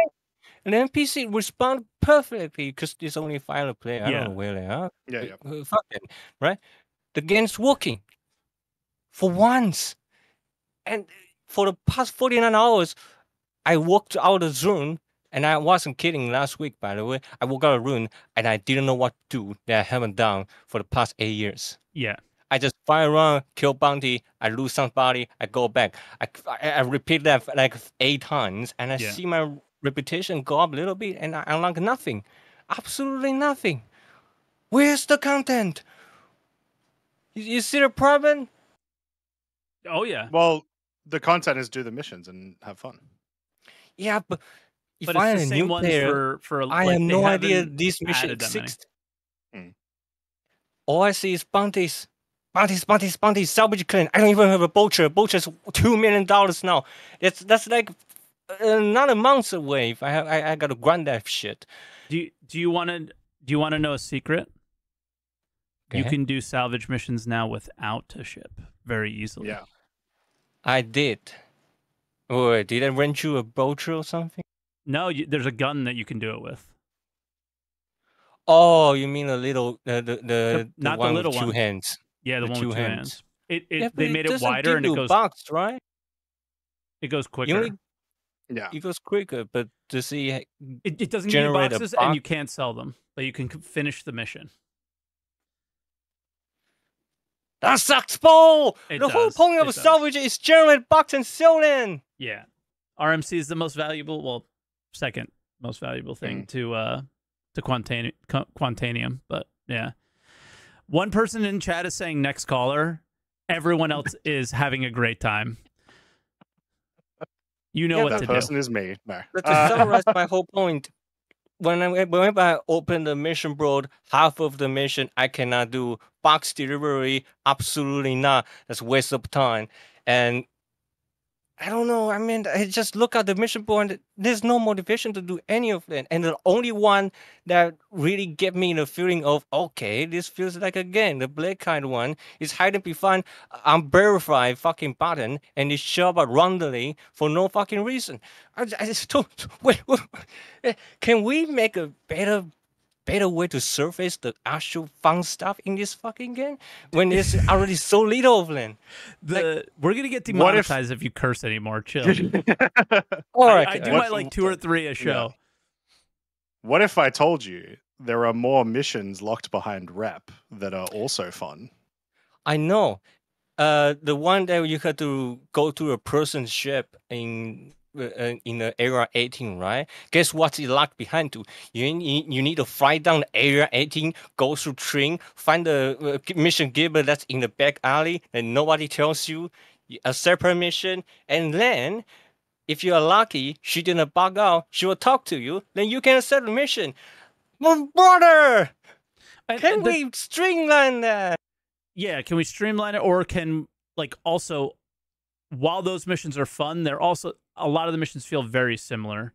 So, like, I think one of the things that I like the most about the Black Kite, and why maybe I don't know what Pakilla thinks of why he likes it the most, but you have the NPCs there, you're flying to a ship, it's got some narrative to it, you're doing certain things, but then there's also like grenade launchers there and like a door to open. Like it kind of ties like a bunch of things together, and it feels like we need more of, like, I think Rich Tyler talked about like more cohesive stuff. That was one of the more cohesive missions that I played. And like, if like what Croncy, when you say, well, like there's more missions behind more rep, like bunker missions. Okay. So I do a like the commodity one, it still feels very similar to the other ones that I'm doing. Right. So it's, I feel for Pakilla here in the sense of, they have been pushing off mission content for this 4.0 release thing for so long that, like, yeah, if you've been playing this game for 5-6 years, you've largely been playing the exact same experience in a different place, slightly different distribution centers. You're still just shooting at stuff, right? Yeah. But you're not like looting new things, or like, there is one mission that I did was super awesome. It was some like distribution center unlawful mission. I don't remember the name of it. It was awesome. You got to do it. I fell through the floor. Something happened at the very end. I screwed up where like I bugged myself out, and but like it was a mistake I made, not the game necessarily, but it was awesome. So that mission I suggest you do, Pakilla, if you're looking for something new. But I think you were watching me do it, so you probably already did it. No, I did that already. Yeah. It's just I don't want to go to distribution center right now because I fell through the elevator float. It's fair. It's fair. But I think the whole thing that this is why I've been pushing for as much game as we can get before 4.0, or as much thought about the game as we can get before 4.0, because they have been, the mission side for sure has been saying, we don't want to do anything extra until server meshing. They've been communicating that for years. But none of them expected it to take this long. So here we are. Yeah. And a lot of the extra missions and stuff that we've gotten have been modifying the old mission sets. So even the like the destroy the gas tank missions are in 323. They are the drug missions. The mechanically, and in the back end they are the drug missions. And so they haven't, except maybe with the exception of like the data heist missions that came out, there hasn't been like new and big features going into it. And those suffer because they're at the old locations. Right? Yeah, like if those were at the DCs, it might hit a lot different, right? But they don't, because they're at the same damn location you've always been at. But Pakilla, I want to say, like, wrap it up. So whatever like the final things you would want to say, just so we can kind of keep things for everyone else as well. I pretty much will, but I just come here to vent. Bend a little bit. Also, they removed the investigation one, the original one. They're all at distribution. The one at the Kovalex hub, or the one with Kovalex hub. At Gondo. Oh, really? Damn. That was the best mission in the game. Yeah, that was the best mission in the game. It was unfortunately no replay value, but that's a shame. Yeah, also one little thing, let me shit about it a little bit. I'm done with the teasing. Do you remember when the looting first came out? They put a computer bro and all those random shit in the loot box. Yeah. Wait, where's the next iteration? Where? You have a bunch of boxes that don't work. Oh, he just left too. Sweet. Okay. He just wanted to say it and leave. They put I will say that they put all the box sizes in, but you can't like put stuff in them. They're actually bugged this patch. Like the empty SEU boxes. But yeah. Sure. Yeah. Well, yeah, that is definitely a thing that needs to be fixed before we get the cargo update. That's pretty important. Yeah. I brought in our next caller, Datrandomdoge. What's up? Nothing. Just another day of exploring the verse, enjoying the new changes that they have brought into our wonderful game. Oh yeah! Sorry, just to confirm, so you enjoy Star Citizen as a game? I enjoyed the suffering. I came over from Tarkov, where suffering is a currency over there. You thought you had one. Yeah, what would you like to talk about today? I've had a pretty good, a pretty fun experience so far here in 323. I've got a few friends. I'm kind of the whale of our friend group. I try and buy the content for my friends. That way we can all actually, play the game. I very much understand the what the discussion, if you will, that y'all were having earlier in the stream of are we actually playing the game or are we not playing the game? I know, for myself, whenever I log in by myself, I'm just like, I get on, I'm like, yeah, it's time to play Star Citizen, and then I look at, I bring all the contracts open, and I'm just like, again. Yeah, like what poison are we picking today? But when I'm with friends, we're flying around in a carrack and stuff like that. You get all this more interesting content, or at least you can generate more interesting content amongst yourselves, anyways. I think it's why I'm enjoying Arena Commander so much, because it's different every time. Like I may be even fighting in the same lobby, but every interaction feels slightly different. Every fight's slightly different, right? So yeah.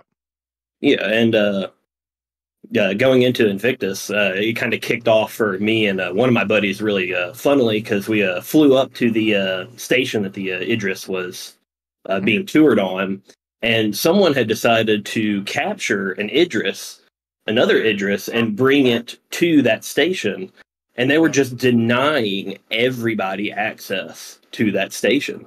And I was just sitting there, because I've never personally seen an Idris in combat a whole lot, so I wasn't really sure what the especially the charge up animation was for the cannon was. And I'm just sitting there, we're over here in the constellation Aquila, just eyeing this thing down, and just all of a sudden out of nowhere just gets blasted out of the sky.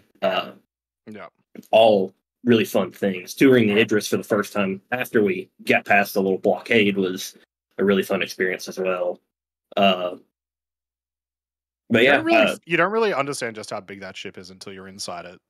No, absolutely not. Enormous, yeah. It's wild. I mean, it's just between that and the comparing the 890 to the Polaris, I was just sitting there whoa, this thing is huge. The Polaris is weirding me out though. Just where you are looking up, I can't get a feel for the size yet, because a Saber fits in it, right? Yes. That was the original concept, was a Saber that was inside of it, I believe. I think so, yeah. But yeah, I still am yearning for that org ship, and I don't know if this is it yet, because it only holds one fighter, right? And then it has some side things. So I don't know if it feels like it's probably it's like a large party ship rather than an org ship, I think. Yeah, exactly. And given that it's just missiles, I don't think it's the one that excites me as much, but it's I think it very much fits into a power balance chain where you have your frigates that can have their big guns, can dominate the skies, amongst your other bigger ships. You have your hammerheads that are just the fighter bane of their existence, and then you have the Polaris that can keep both of those in check.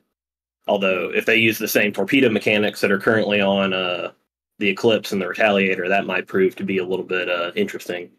Yeah. But yeah, I mean, this has been a pretty fun patch. I kind of held off on playing the EPTU and the PTU because I kind of wanted to experience this with my friends, and it's definitely been, other than the only real issue I've seen so far has been a little bit of a server side latency, because my network connection will be perfect, but then you even on a server with 12 frames, it's just you have a 200 millisecond delay, and it's more just than that. Oh yeah.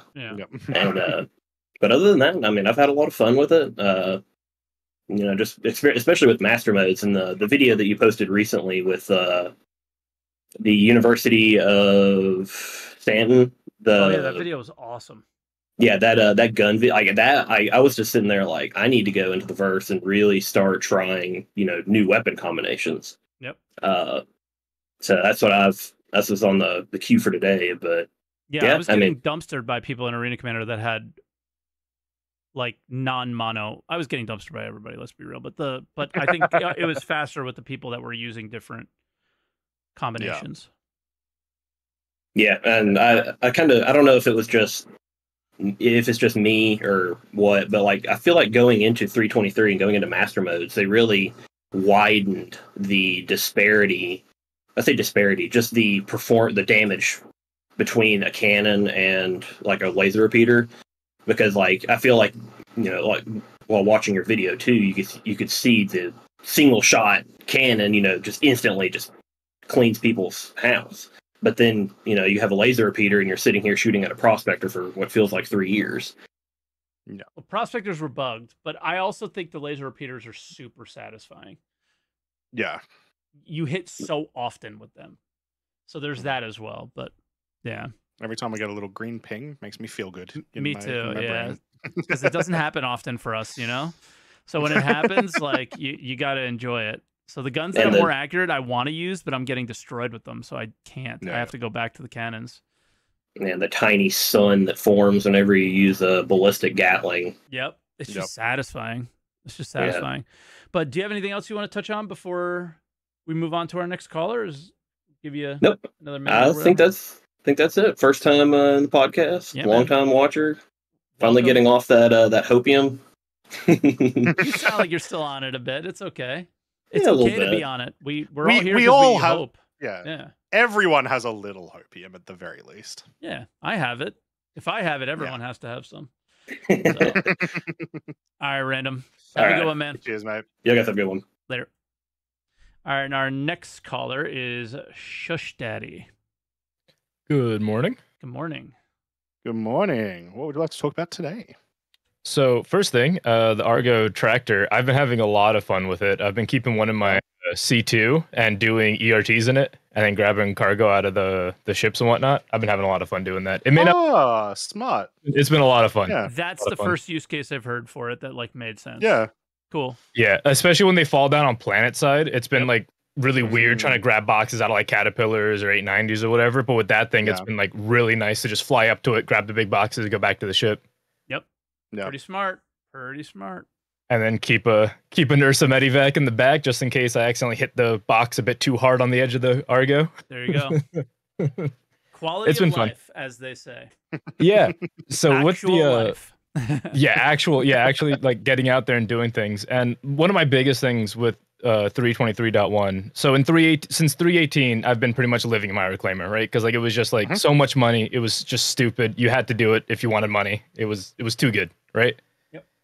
But now I feel like I can actually like go do other things and not worry about money, like profit per hour or whatever. So I've just been going out doing like random things, like putting the 1T in the or is it the 1T or the tractor? I don't know, but I don't know. MPUVT. Okay. So I've been just going out doing box missions, the new box missions in the distribution centers where it's just in the distribution center. You don't have to leave anywhere. I've been flying the Argo tractor for that too. Because there's hangars you can spawn ships in up there, which is hella cool. Oh, sick. Okay, I haven't done those yet. So what do you build rep to get those, I assume, through Redwin? I think you just do the first initial Redwin and then immediately it opens up. You just have to look to see where the location is, and if the locations are all in the same distribution center, then I just take those ones. Yeah. Sick. Okay, I haven't done any Redwin during the PTU, so I'll give it a try on Tuesday probably. Nice. Thank you. Yeah, no, it's been really cool. And the investigation missions there too, really cool, going into the lower kind of like maintenance tunnels or whatever. Really cool. So the distribution centers just all around have been reflected. The mercenary missions there, like they were cool the first 1 or 2 times, but it's just more of the same essentially on that end. Yeah, that is one point that I definitely want to like piggyback on or stamp of approval or something. Like I agree 100%. I had so much fun doing them Yeah, they 100%. were fun, but I don't want to do them again. Like, the game, and I repeat myself a lot, the game doesn't give me that. There's no farming potential. Like, there's no reason to keep going and killing them over and over again. Well, I watch my rep go up, and maybe I get more missions against more enemies, and it's just the same thing again and again and again. Right, I can farm for days if those guys are dropping something. I've gotten the Avi's helmet off of those guys a lot, Me too, which is really cool. Yeah, but yeah, other than that, yeah, there's no reason. There's some R97 shotguns on the ground, which I've heard are really good. I've been trying to use shotguns. They're fun in the new patch. Yeah, I've been trying to use them, but like. Yeah, that part is really fun. Just going in and just absolutely dumpstering on them with that. Yep. Just Another thing is with the road systems on the outside of the distribution centers, you can get into that like bottom area where the mission happens. It depends on whether they're on the outside, because there's 2 areas where they spawn for those like mercenary missions. They're either outside on the exterior zone on the scaffolding, or they're underneath in that like commodity holding area, whatever. There's actually 4 locations. Oh, is there 4 locations? Oh, yeah, okay. and then double. Well, not doubled, but like an extra 2 on the other side. You know what I mean? So you've got the refinery, which is the scaffolding that you're mentioning. Yeah. There's the essentially out on the roads is like another section. It's like where all the cargo is. There's like a landing pad near it. I have That's not a section gotten as well. Okay. I said 4. What's the third one? Oh, the third one is the where the 1 SCU boxes are. Yeah, There's that was the 1 SCU boxes. Yep. And then you've also got the main area, the main entrance that has the elevator down to nowhere, the massive elevator down to nowhere. Yeah. So, yeah, you've got those 4. I would have loved to see, though, one of those missions up the top. Yeah, one of the missions at the top. I would have loved to see where one just got completely taken over and you have to hit all the locations, like a full clearing. Yeah, I had an they've got investigation mission at the top. That's the only mission I ever had. Yeah. Mm-hmm. Yeah, same. There is one that's like almost they've taken over everything, but it's like it's like 3 sections down the bottom. Yeah, and you do one after the other. Yeah. But so what was cool with them spawning, with them not just there being multiple areas, but with them there being multiple ways to get to that area. So you can either go into the main lobby, take the elevator down, and go that way, or you can take the road network if you land on the outside pads and do all that. So we've been taking ground vehicles in. I tried taking one of the C8Rs into that underneath area, but it gives you a trespassing, so don't do that. Ooh, okay. I'll try not to. Yeah. Other than that, Invictus, by far most playable Invictus I've ever played. It was crazy. One of my friends was talking about he had owned the game longer than I have, but he didn't play that much. Yeah. And he was like, "Hey, I've been hearing about 323 going in and checking it out." I'm like, "Let me tell you if it's playable or not. Don't get your hopes up just yet." But I logged in and like it felt like nothing had changed from before Invictus. You know what I mean? It felt almost the same. Aside from some minor, like accepting a mission took like a couple seconds longer and whatnot. But it's been pretty good. It's definitely been the best Invictus I played. Minor issues here and there. I think I had a server recovery 3-4 times now. It's the best free fly I've seen. Yeah, I think by far for me definitely the best. Because I started playing in.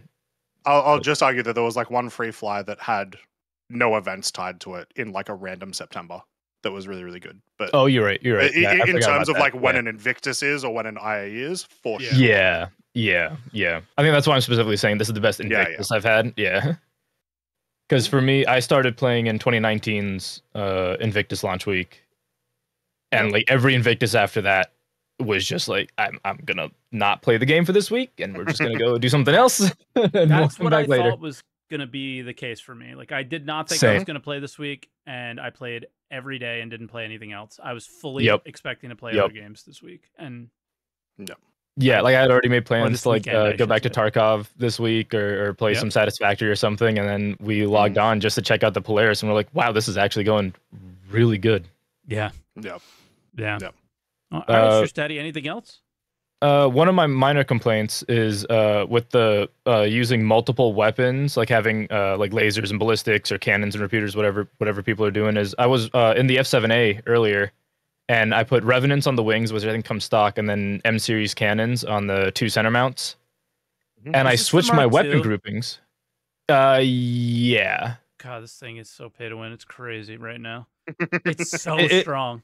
Yeah, it is really strong. But the one problem I've been having is I switched my weapon groupings because I think by default the wing mounts are group 1 and then the top turret and nose turret are group 2. When you switch to nav mode and switch back to SCM mode, it resets the groupings. Yeah, I think that's a known bug. I'm fairly sure. I thought is that a bug? Okay, cool. Yeah. I believe so. Yeah. If it's not a bug, it should be, because it doesn't work the way that you would 100%. Think it would work, right? So especially since they made the changes where the MFDs stay now, as long as you don't like claim the ship or anything, like even like storing it and everything, the MFDs still stay exactly how you set them up. I was really hoping that the weapon groupings would work that way too, because that would make using mixed groupings a lot easier for me, because I usually run weird loadouts. But yeah, no, for sure. Yeah. Hopefully soon TM. One of the many things on the list.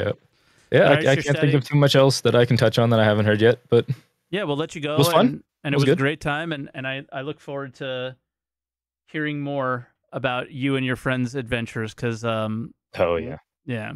it's a good week, and it can only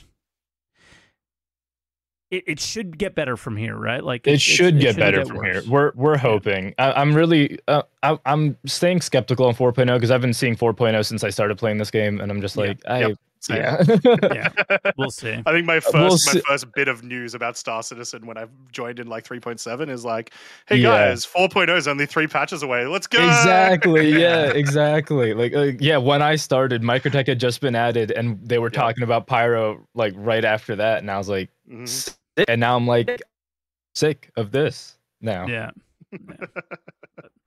All right, bro. Thanks for calling. Thanks very much for the call. Appreciate you, and we look forward to hearing from you soon.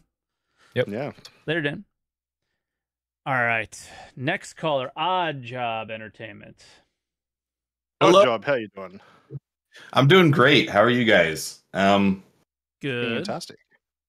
So I think that CIG did really miss an opportunity to answer a lot of questions in the Q&A, but in their defense, going through the YouTube comments, I did see a lot of questions about the Gib ship win type stuff. And, just thinking about it personally, and this is going to be a huge dose of copium for everybody, but, you take a concept like the RSI Orion, and you think about all the players that are required for that. Just the player count alone kind of demands that server meshing be in place before we get larger ships. So I think the Polaris is kind of the biggest that we can actually support at the moment. And anything larger than that or more unique than that, it really does depend indirectly on a lot of these other technologies to be in place first. A really interesting thought, actually. I hadn't I've crossed my mind before of when you have you can't have Idris for Idris when you've got 100 people in the server, because it'd just be weird and strange. And it kind of was when everyone was taking over the Idris. It's still fun though. Exactly. Yeah. Continue. I mean, it's less of a ship problem and more of a just overall tech. Like players fill a server with all their friends and do, just have their own private server as best they can. That's been a problem from the start. Like just the lack of it being an MMO, right? So it's not even just a ship thing. It's just like an overall, we get so much more than just ships when this happens. Yeah, and one creator I really admire is Citizen Kite, because she does a lot of these does a lot of these large fleet battles against other orgs. But if you watch the kind of formation of these two fleets going against each other, it's comprised largely of small crew requirement ships, like something like an A2 or C2 M2, and then you have a bunch of fighters. And right now the experience is it's difficult to even crew a full hammerhead. So we really need the higher player counts. That comes from server meshing. But then the other part with, again, with a ship like the Orion, or something that's in theory a bit closer on the horizon, something like the Expanse, if you put a refinery order into your ship, you expect that to be continuing working after you log off. And so now we're talking replication layer again, and all these other mechanics that have to work. Really quickly stop you. They have already talked about like nothing that you're saying is necessarily incorrect. It's just that they've explicitly said that's not how refineries will work on ships. Is that refineries on ships will be a much more active mechanic. But I still understand what you. Yeah. But I still understand what you're trying to say. Yeah. Okay. Because I'm sure it applies in other methods, but that would be a gap of knowledge on my part. Think base building, same thing. Yeah. Right? Exactly. So I mean, there's a lot of these things that you kind of expect them to work after you log off. Yeah. So basically, when I look at all these give ship win type stuff, I kind of see that perspective of, even if we had the ship, it would just be a big paperweight. Do we really need another cargo ship? Do we really need another small combat ship? Once the technology's in place, like we've always been told, and this is where the copium comes in, like hopefully that opens up the floodgates for all this content coming later. Sure. But the Jared saying everyone asked for give ship when that wasn't true is the issue. Right? And that was a major oversight. Ignore the give ship when stuff for all the reasons you're saying and more. Don't ignore the ones that weren't. That is the issue the community had. Yeah, and I'm totally on board with that as a huge oversight from CIG's part. I think they did give a lot of valuable information in the podcast, but I don't think a lot of it was tailored towards the questions that the community had put forward. Yeah, they end up doing this like once or twice a year, and a lot of it tends to be stuff that they've already talked about before, which is relevant. There are a lot of people that only joined the game within the last 6 months or last year or whatever that don't know that info. But you compare that to like the majority of the other SCLs, where it is either like a bunch of clarifying of like current things that are happening in the game right now, things that are happening in dev right now, or new information. That's when it's like it's the way that I see it is like those episodes aren't bad, but they are a little bit disappointing because like there could be a bunch of new information there, Yeah. And so this time it just kind of felt like we're in the same spot. We've heard a lot of the same information, same reasoning, and it's good stuff, but it doesn't move us forward. Yeah. Sure. Yeah. The only other thing that just before you run, or just before you do your next thing, is Jared did ask really hard questions that like somebody in chat is saying that they couldn't answer without lying. Like he put them on in a really bad spot a couple times, and they just made up some shit. It was pretty funny to watch. Like I was like, damn, I wouldn't have asked them that. I wouldn't have because they can't it was all about like you're just doing this to make money, right? And they were like, no, and it'd be so good if it was that actual inflection during the thing. No, guys, no, never. No, it's for gameplay, and it was just like, what is happening? It was such a weird show. But interesting. Go ahead. I think it was really good set dressing for what they were saying. Ultimately, a video game does exist at the end of the day to make money. Yep. So it's kind of like inevitable that that's going to come up. But yeah, that part was hilarious. The only other thing that I really want to talk about, and this is just kind of a quick thing, is 3.23 has been extremely humbling for me. I'm used to taking out HRTs, VHRTs, and my Scorpius solo, and diving straight into those. I learned very quickly that I need to relearn the system mechanics. Yeah. It's very likely that you're not supposed to be able to do that anymore. But getting taken out in less than a second in my Scorpius has been a new experience for me.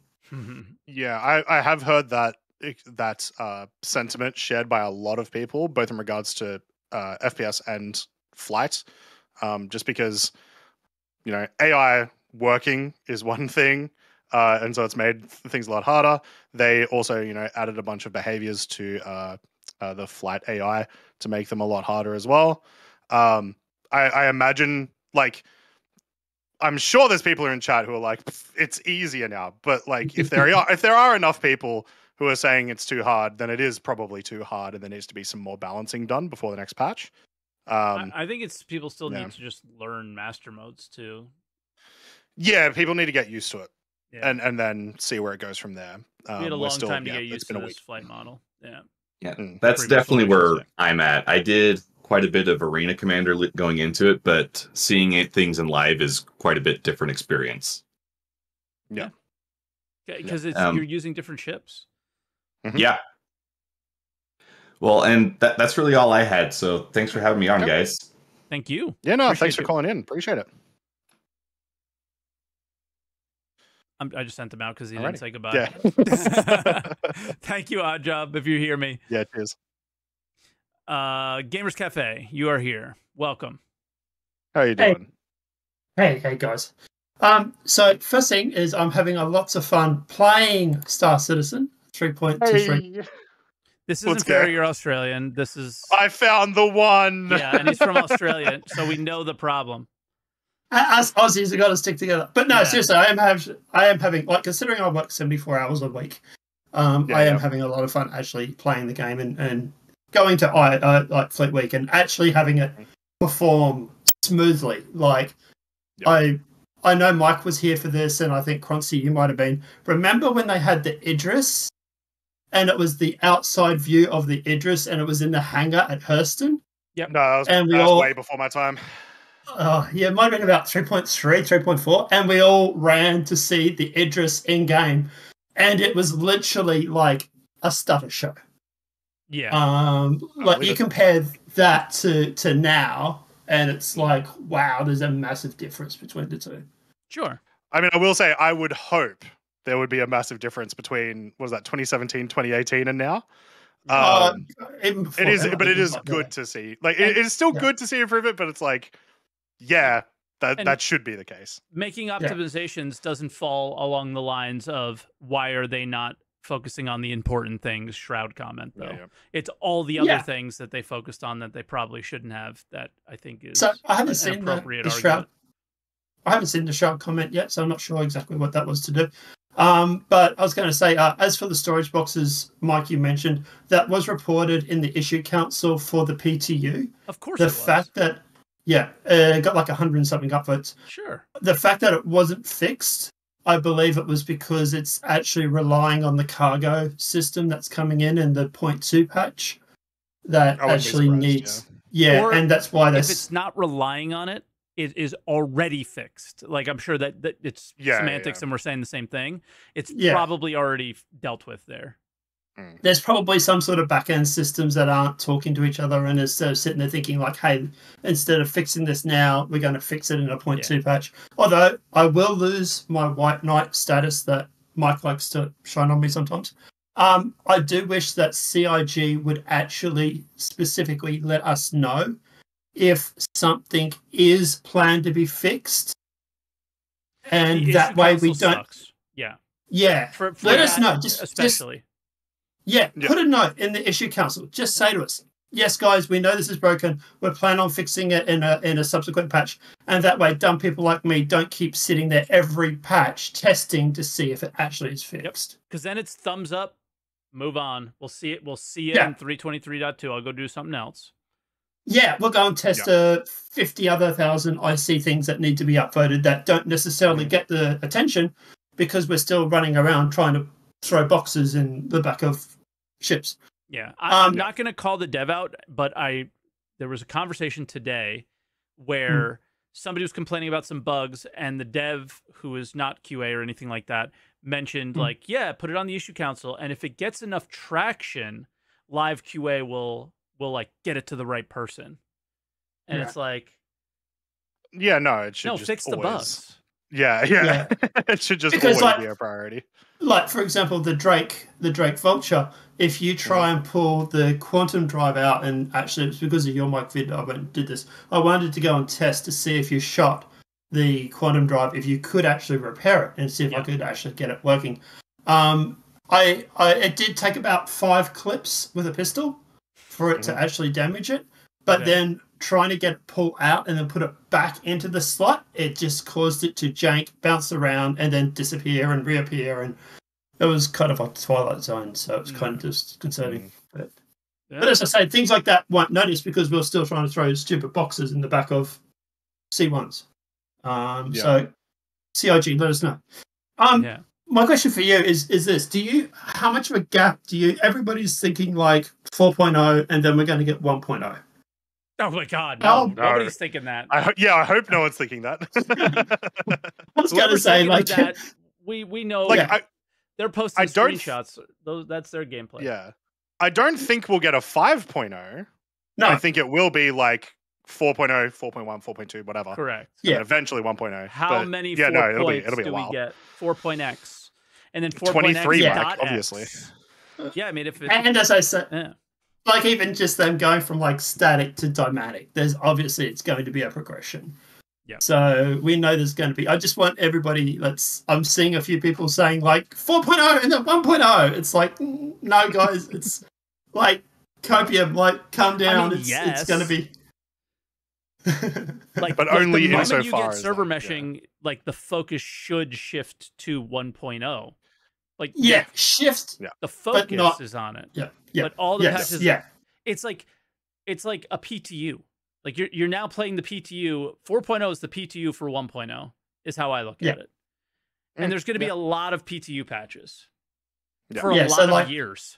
Like a couple so I reckon or more. 4.0, 4.1, 4.2, 4.3, whatever, and then eventually we get 1.0. 2 years. Yeah. 3 years, something like that. Like it always is. That's pretty reasonable. Goalpost move. Second last question. Question. Do you think we're going to get a Squadron 42 announcement at SitCon? Yes. Probably release date, but it might be like a loose release date where they're like coming next year. But I mean, I was gonna say like maybe a bit more Holiday specific than that, where it's like, exactly. Like I forget how seasons work up there in the north, the north, but like December's summer winter. next year or whatever. Yeah. Just basically the reverse of us because they're backwards. So like. No, I know, but you see, I'm really dumb. And also engineering. I expect that.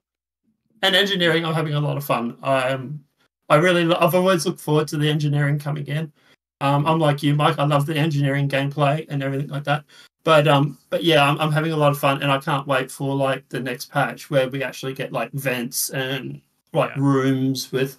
But it does make you wonder what's going to happen with a lot of these ships, like for example the Prospector, where they have the door like really close, and normally you can't get in one without the other one opening. Is it going to like? What are they going to do? I don't know. I feel like there will be probably very simple solutions to a lot of that stuff when it's like in those specific cases where it's like these really small ships where engineering isn't supposed to be like a big deal for those. So I wouldn't worry too much about that. They're also what solo I'm worried ships, about, right? Yeah, exactly. Yeah. What I would be worried about is just like how many large ships we have that they do need to get engineering into, and we've obviously only seen one in game, and then there's apparently 10 more. I guess the Retaliator's like looks like it's ready for it, but there's apparently 10 more based on the monthly report. I feel like kind of like what Mike was saying earlier. If anything gets pushed from 4.0 into like a 4.01 or whatever, it's going to be engineering for that reason. No, don't say that. I need it for my machinima. I really need it done so I can play the freaking machinima. I've been waiting for 2 years. It's not going to be because the gameplay isn't in a place that they'd be comfortable like giving it to us. Probably it would be because there's just so many ships, right? Yeah. Someone says in chat, no modularity talk. Yeah, I was going to get to that, but Mike's in a hurry. But I was going to say, I have noticed that I love the modularity. I love the fact that the Retaliator has modularity. Obviously, it gets my Galaxy a little bit closer. So, fuck yeah. Sorry, Mike, swearing. We've had enough of a break between Pakilla and you. We might be okay. All right, okay, yeah. I'm Australian, so they just put it down to the Aussie thing, right? Yeah. But I was going to say, I love the modularity. I love the fact that we're getting in these rooms and everything like that with the engineering and everything like that. I will say that the Ion in the 3.21.1 patch, the hotfix, it is actually in engineering as well now. So you got the C2, the Ion, and the Gladius, and also I know the Saber Raven has had all its components done. A lot of ships have their components done now, so yeah, I'm not sure what the 10 are, but it seems like it might be Before we let you go, I want to ask you a question. Have you jumped? Sure. So one thing I have not done is jump into open lobbies for engineering. What's that like? No, I have not. I have not done that yet. No. Like I say, I work 74 hours. I was kind of hoping you would have tried it, but yeah. Not yet. It's in my cards for next week. Yeah. Yeah. I just kind of went into the PU for most of the week and just was like, all right, what's working, what's not, or most of the weekend, I should say. But yeah. Yeah, and to be honest, I sort of jumped in the offline mode mainly because I didn't want people blowing up my shit while I'm running around pulling fuses in and out, trying to remove components. Yeah. So I'll jump in this week and we'll probably talk about it a bit next week. 'Cause I'm sure that'll be the thing I enjoy the most. Yeah, I'm really looking forward to the engineering. So looking forward to it. Yeah.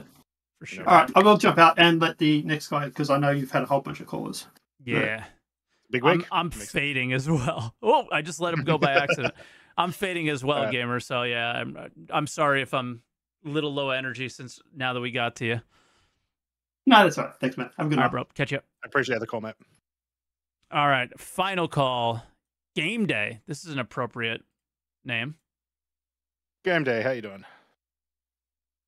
You there, Game Day? Uh-oh. Game Day fell asleep waiting to get in. Yeah. Game Day going once. Game Day going twice. Game Day, you bought an Idris at IAE. I'm so sorry. It's going to my account, though. Thank you so much, Game Day. All right. No, that was it. Oh, that screwed up everything for some reason. Oh, I see why. I put Croncy in the color dump. Whoopsies. Mike, you kicked me out. I know. I kicked you, and now you have to share your camera again and everything. I'm sorry. When I said I was fading, I was fading. I got tired. Look, I would have dumped me too. Yeah, dude, I stayed up so late watching the dumpster fire yesterday, and then got woken up super early this morning. I've been up since 3 a.m. and went to bed at like 11. So I'm surprised I made it this far with like energy. But gamers, I was enjoying the call, but I was definitely starting to fade at the end. Yeah. So yeah, but yeah, I think that was a really good episode. We talked like poor YouTube. I feel bad, but we'll get it up. Yeah, YouTube got crushed, but I'm excited to hear what people have been saying about 4.0. Like the other people, like other gamers have been saying about 4.0. I'm very excited to see what happens over the course of the next month, because I imagine we'll be getting a 323.2 PTU at some point. Yeah, like remember how you were saying like all the like just momentum. There's still so much. We just just make their money. Please just make your money and leave me alone with this. And then let's go let's get right into the .2 PTU or the test preview for server meshing stuff, because those are the two things that I care about. I don't care about anything that's happening right now, really. I just want to get through the next 2 weeks, basically. Like, just get this out of the way and get me to the .2, because I just want to see what cargo hauling is like. I talked to you about this beforehand. I literally made a React video about it. Like, been obsessively watching some dude play Eve, and he just talks about cargo hauling mechanic in Eve, and it's just super simple and makes sense, and it's not crazy. They're not, doing anything, not reinventing the wheel or anything. Like, just please make that, please. I guess my like last point of the day, which I just think is interesting. So because we've had this week where it's been a good patch, a good launch rather, and even into Invictus, a good free fly for the most part. What do you think's going on with Xenothreat? I think this is the experience we had with concurrency is really like I was like, there's no shot, but now I think it's a lot more promising that maybe whatever issues they dealt with leading right up to live, that I mean play the PTU was really not good, and now it's a lot more solid in terms of stability wise. I feel like maybe we see it sooner than I thought. What do you think? because I was not confident. Like, we didn't see it in the last few PTUs. You're not going to see it until you see it in a PTU. Yeah. We might see it in a PTU. I feel like we may not see it till .2 at this stage. Oh, for sure. I thought that's a given. Well, I didn't originally think it as a given, but like the way that they've been talking, the way that this week they talked about 4.0, made me think they probably need to get like they really need to get a start on the .2 PTU and stuff. So it may just be time wise better to have Xenothreat when that pops out. But yeah, so echoing what you said, I really did not think Xenothreat was going to have any chance of working anytime soon, and then I don't know. We went into the patch and everything, for the most part, everything very worked. surprising. So, yeah. So yeah. The have you accepted your Overdrive award? No, I'm waiting. Neither. Yeah, but I how want to long do wait you so wait? I can get that rental. Until like there's no shot CRG don't tell us, hey, like it's about to finish. They might not know. I'll do it then, you know. Like it scares me. Like if we go to .2 and you just like lose all your rep or something. Like full wipe, guys. For that sort of stuff, I don't know. Just because like it feels very much to me like one of those random emails they send out. It would just be like, hey guys, last chance for the F7A. Because it also, as part of that communication, you know, they'll do like and you can buy it, right? Like if you do this, you know. So they'll start with the buy, but then they'll do the rent. Like, dude, just to touch on that for the end, somebody made a comment in either Discord or on my Twitch stream the other day, and it was really funny. He was like, dude, it's actually comical that like the emails we get and all the communication around Invictus was about all the ships you can buy, but none of it talked about like, hey, we made a few improvements from 323.0, like go check them out. Like those are the type of things that it's just like, I know this is your ship sale, but like pretend you're a game sometimes, like pretend you want to be. Like it's a very nitpicky thing. Like I know I'm being nitpicky here.